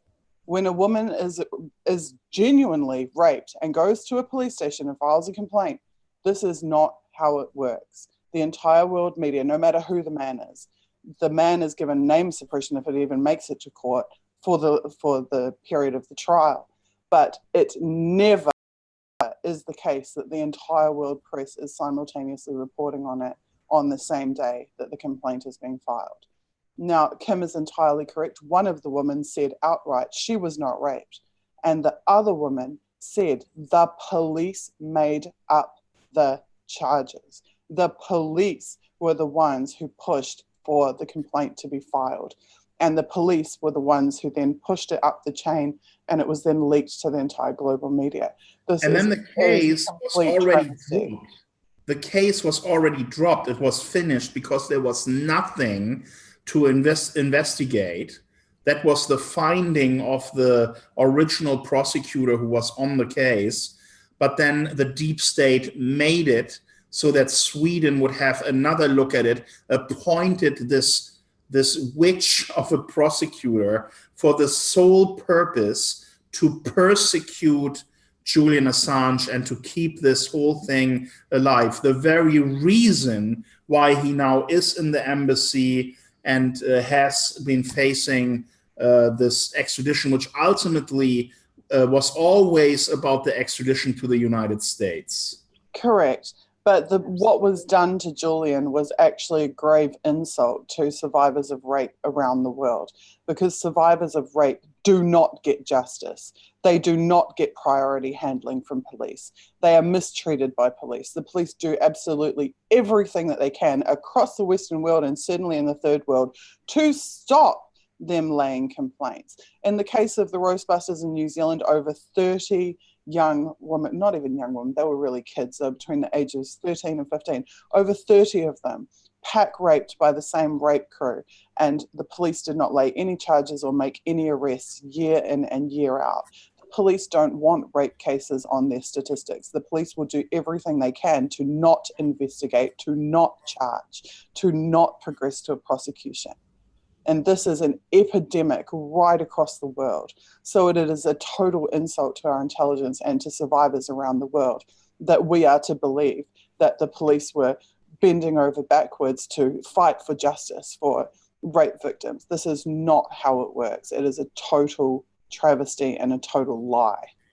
And adding to that, Julian Assange actually he gave police information about a child pornography ring at one point. I mean, he's worked against that type of abuse. So he has a record of that. I think that's important to understand. And obviously the press doesn't report on that at all. But I think what's also important to mention is that when the UN, United Nations human rights body, looks at this entire case and everything that happens to Julian, and then arrive at the conclusion that what's happening to him is illegal and is wrong, after they have scrutinized this rape case against him, tells you a whole lot about how credible it is. It's all a piece of shit that was created to discredit Julian, to lower the significance of his voice, because he was on the rise. His organization was on the rise, and probably the biggest threat for the deep state. And he still now is the biggest threat for those who just want to go and subvert democracy, subvert our laws, be immoral and lie to us on a daily basis and destroy all of our human rights. Those are the organizations that are attacking Julian, and I think more and more people are waking up to that fact.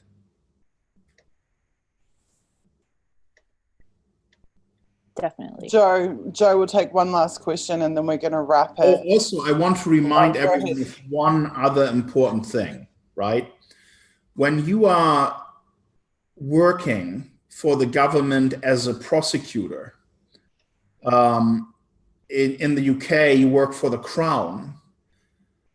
It is absolutely wrong and not allowed for you to delete your communications that you have in a case, in any case, a criminal case, an investigation.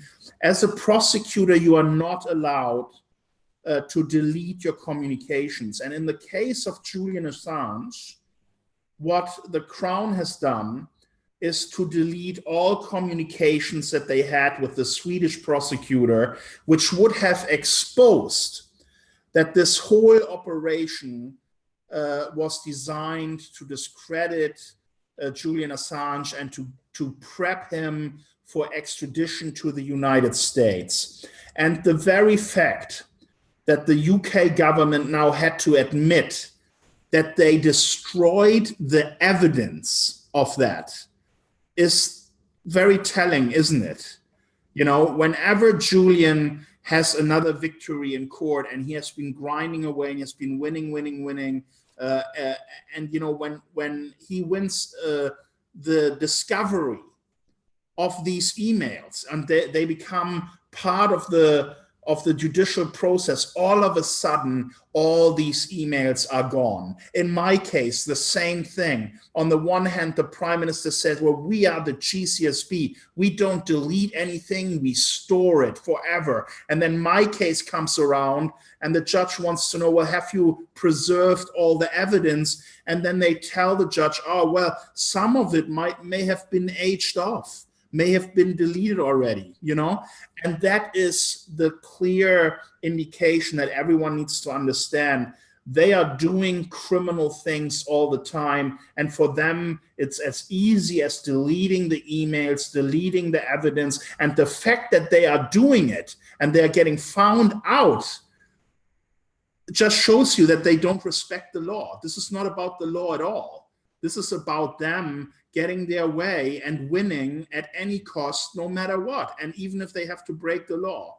So the fact that they lose these communications and delete them on purpose just shows you how they operate. They knew they were committing crimes, they knew what they did was unlawful, and they deleted these communications so that Julian can't win in court or expose their malicious conduct.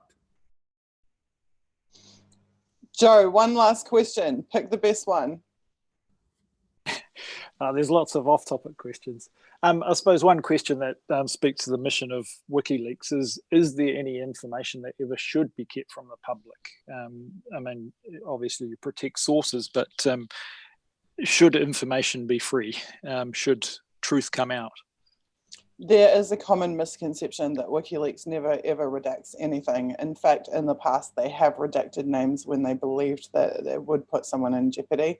WikiLeaks' mission is to, you can actually read on their website, they have a whole set of criteria that must be met in order for them to publish documents at all. So if the documents are not information that is already deliberately censored or is of historical importance, then they will not publish it. They publish whistleblower documents. They don't just publish any old junk that they get sent. So I would encourage you to go to wikileaks.org and to read their mission statement, read their criteria for submissions, and study more closely what it is exactly that they publish and why. It's also important to note that WikiLeaks has always worked in conjunction with large media organizations that they thought would, report on it truthfully without bias. And in the early days, they still did that. And a lot of the redaction happened through the professional journalistic process. But then you have organizations like The Guardian just hold on to information, not releasing stuff that is significant, to protect whoever they want to protect. And so it's a double-edged sword. On the one hand, you want the truth to be out there, but on the other hand, you cannot trust traditional media to do their job properly because they are influenced by parties that have their own interests. So I do agree that information should not be released where, obviously an individual can be hurt. For example, if you reveal that an Iranian nuclear scientist is informing the US government about the Iranian nuclear program, you wouldn't release that at all because you know that 5 minutes later, the Iranians are sending someone to that guy's house and torture him. So there are certain things where you have to be careful, but we are often dealing with data dumps that contain tens of thousands or hundreds of thousands of documents.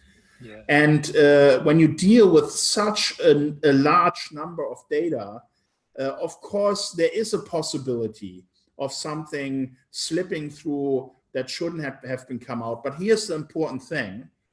A lot of work was done also by the US government to see if any person was ever killed or hurt as a result of WikiLeaks releases.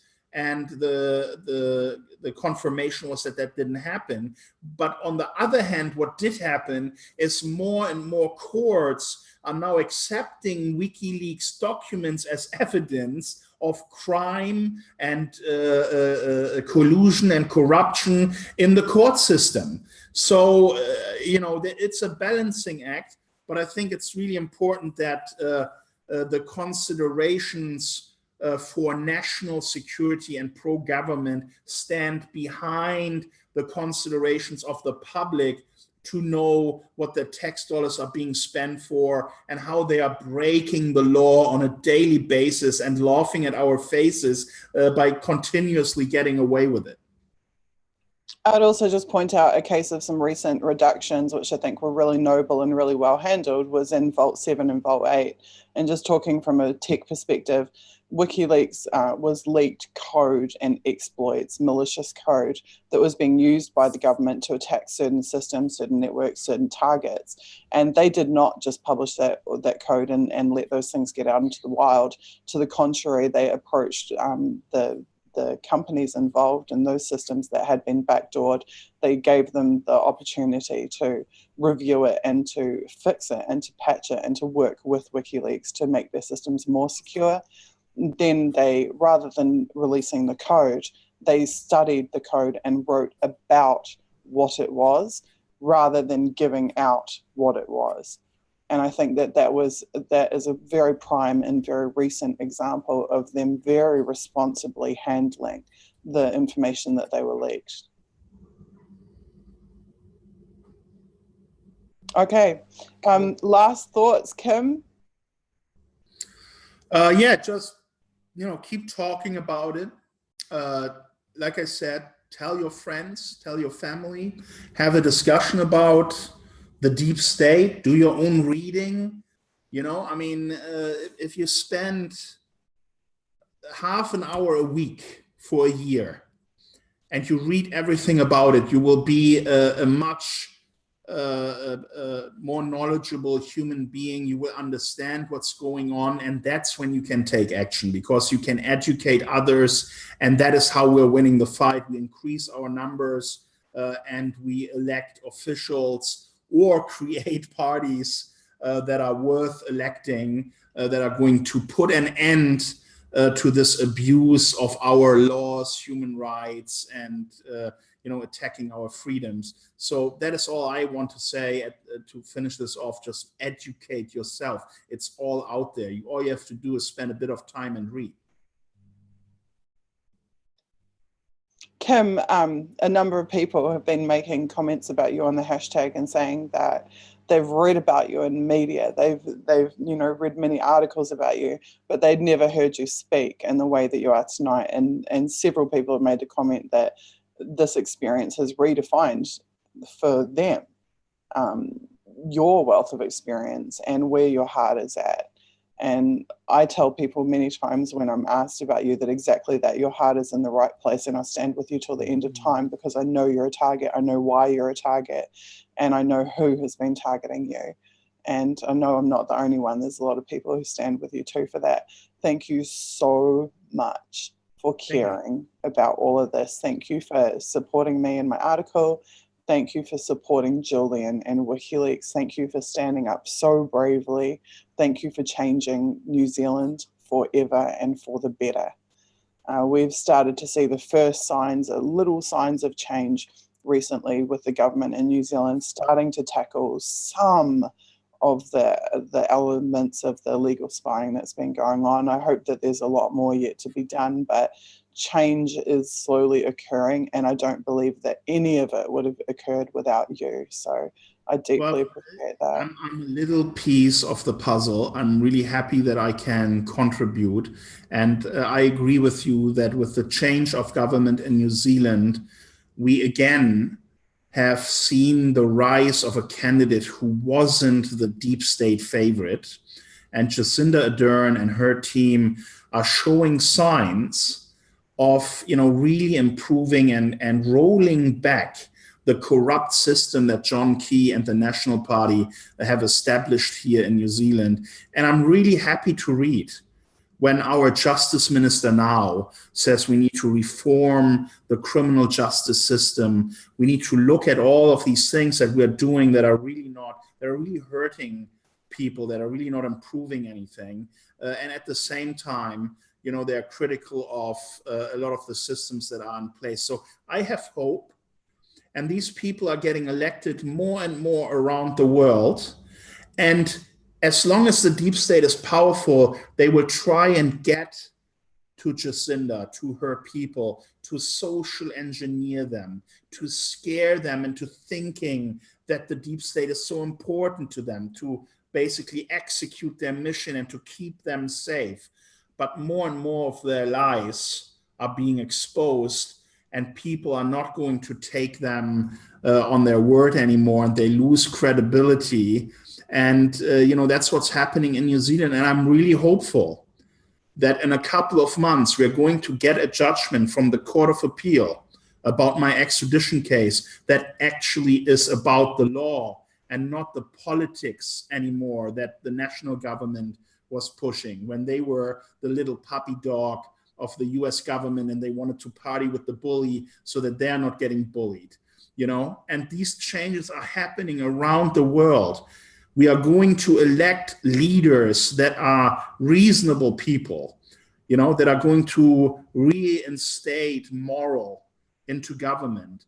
And it's going to happen. It will take time, but it will happen. I'm convinced of that because, like you said, when people see the truth, when they are exposed to the truth, that's when an awakening happens. And they realize that the system, the way it is flawed, it's wrong, it's corrupt. And then they set out on a mission to change it. And their vote counts. Every single vote out there can make a difference. So don't think you are powerless. The biggest power you have is your vote and the people you know who are also voters. Educate them, tell them about it, and you will see things improve. And we are seeing some of it in New Zealand. It's not perfect yet, but it's a very good start, and I'm so happy with this new government. The Five Eyes still rules the roost, and until American spies are kicked out of New Zealand and NSA bases are closed down on New Zealand soil, then those of us who support WikiLeaks will still face serious issues. New Zealand needs to get off the pit of the US empire. Absolutely. 100%. We have got to kick them the hell out, quite frankly. Yeah, that's right. And our politicians... We can still be friends with them, trade with them. You know, it's not about we can't be friends anymore. We just can't participate in your criminal conduct. We can't be a co-conspirator in you destroying entire nations with your fraudulent wars that are all about profit. You know, we are New Zealanders. We are righteous people. We care about human rights. We're not going to participate in that part of your stupid game. You know, everything else is fine. We're happy to do business with you, but fuck off with your lying spy agencies and your stupid wars based on profit. I couldn't agree with you more on both of those counts. Thank you so much, Kim. Elizabeth, what are your final words for us? Well, first, I'd just like to thank you for bringing me onto this project. It meant a huge amount to me, and I learned an immeasurable amount of knowledge that I didn't know. But most of all, I think I'd like to say thank you to WikiLeaks, to Julian Assange, and to everyone in the smallest or the largest ways that supports him and keeps this fight going. And hopefully, you know, through Suzie's article, more and more people will pick up the sword and fight that battle for truth as well. That's what I hope. And I hope that people, as Kim said, will understand that they themselves have to wage this battle, that nobody else is going to do it for them. And, you know, we are lucky that Julian Assange has done this and that everyone at WikiLeaks has put their life on the line to do this. But if the viewers here or the readers of Suzie's article don't actually understand that they have to act as well, then nothing will change. And that's the biggest takeaway I have from Suzie's piece. Okay, guys, my last few words for you is don't stop viraling the hashtag. Tweet to it every day. Make your own hashtags, tweet to them. Do whatever you can to support Julian and WikiLeaks. I had Julian's close friend, Randy Credico, chatting with me today, and I know that he was very interested in being a part of this. he's someone else who also has been facing some difficulties for his relationship with WikiLeaks, but he is a strong, loyal supporter and is standing strong through those struggles as well. Those of us who love WikiLeaks are prepared to take the same type of risks and sacrifices that Julian has, because we are so inspired by what he's done, the importance and the impact on the entire globe of what he's done. Kim, do we do this event again in a month's time, in 2 months' time? Do we bring Laurie Love, who I know also wanted to participate, but unfortunately he was really sick? You know what I suggest, maybe you and Liz can do, and I mentioned it just before we started this stream. You've done such a great work on explaining the media attack on Julian.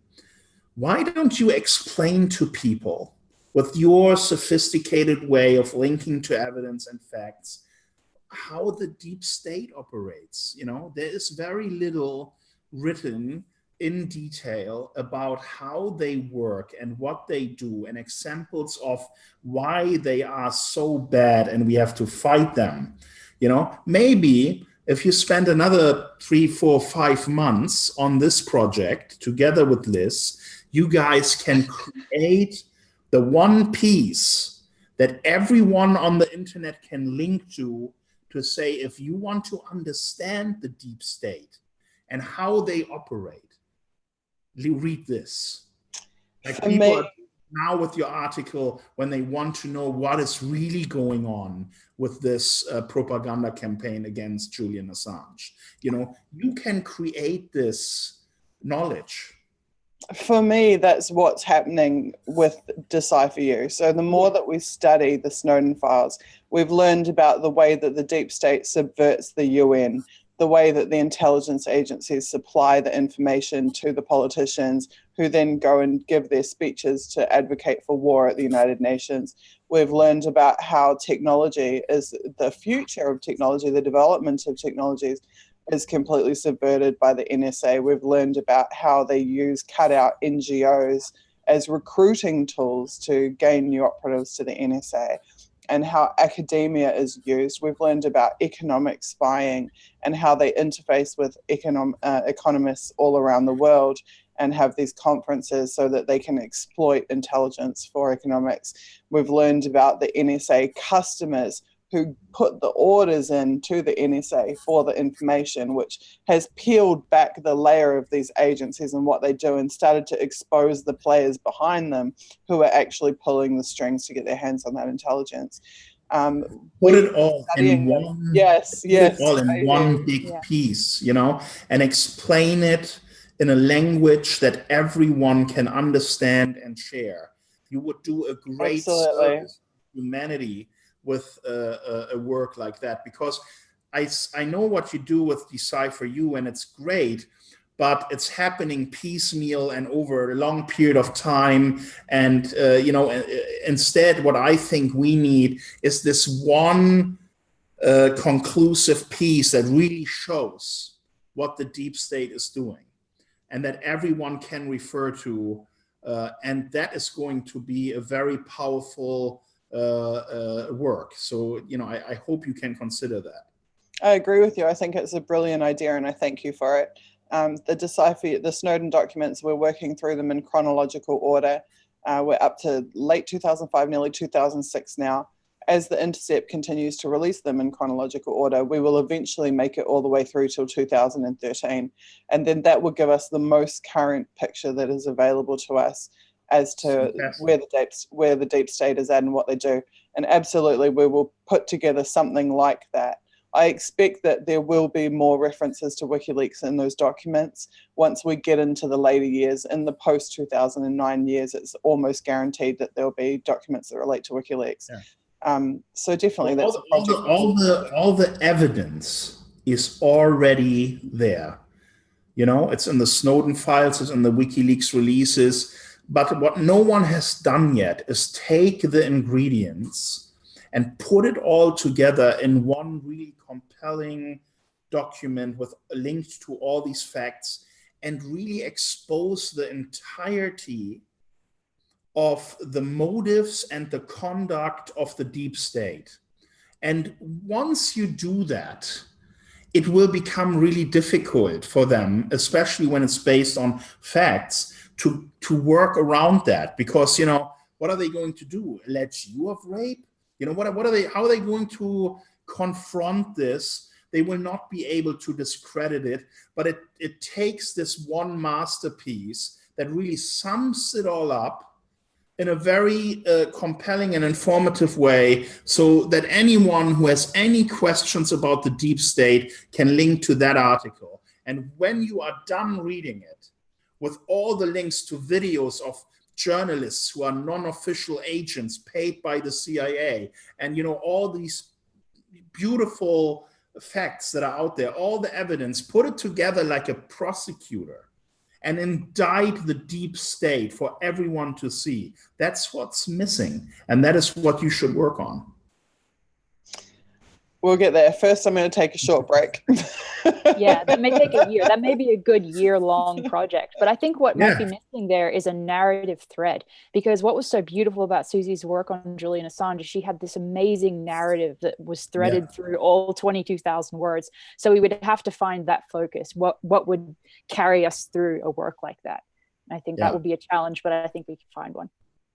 Yeah, and I think it would also be great if we could find some filmmakers, is anyone watching us right now who could work with Suzie on this process of revealing the deep state, and at the same time create a video that is much easier to consume than a 25,000 word article that only a few people are really going to read in its entirety. It's important to have, let's say, a 2-hour documentary that takes these facts and puts it to people in a way that the deep state just is completely disarmed and can't do anything other than try and smear the people who created it.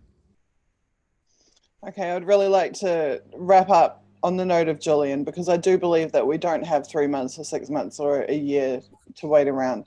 I would like you guys to take action, and I'd like you to take it now, and I can already see the beginnings of it happening. Thank you so much to everybody who has amplified this. Thank you for reading the article. Thank you for caring about it. Thank you for all the amazing positive feedback that we've had about the article and about tonight. My final request would be that you tweet Julian Assange and you tell him how important he is to us, and that we are going to do something, that we're going to act for him, that we're going to spread the word, and that we're going to work to free him. Give him that moral support, and let him see that the world really does care about him. And on that note, I say thank you, Kim, and thank you, Elizabeth, and thank you to everybody who attended tonight and who watched and who tweeted and who is going to take action to free Julian Assange. Good night. And one last thing. Julian, if you're watching this, we love you and thank you so much for what you've done. I completely, absolutely. Now I'm going to get like teary. Yeah, no, I completely agree. Thank you, Julian. Yeah. Thank you. Thank you, and good night.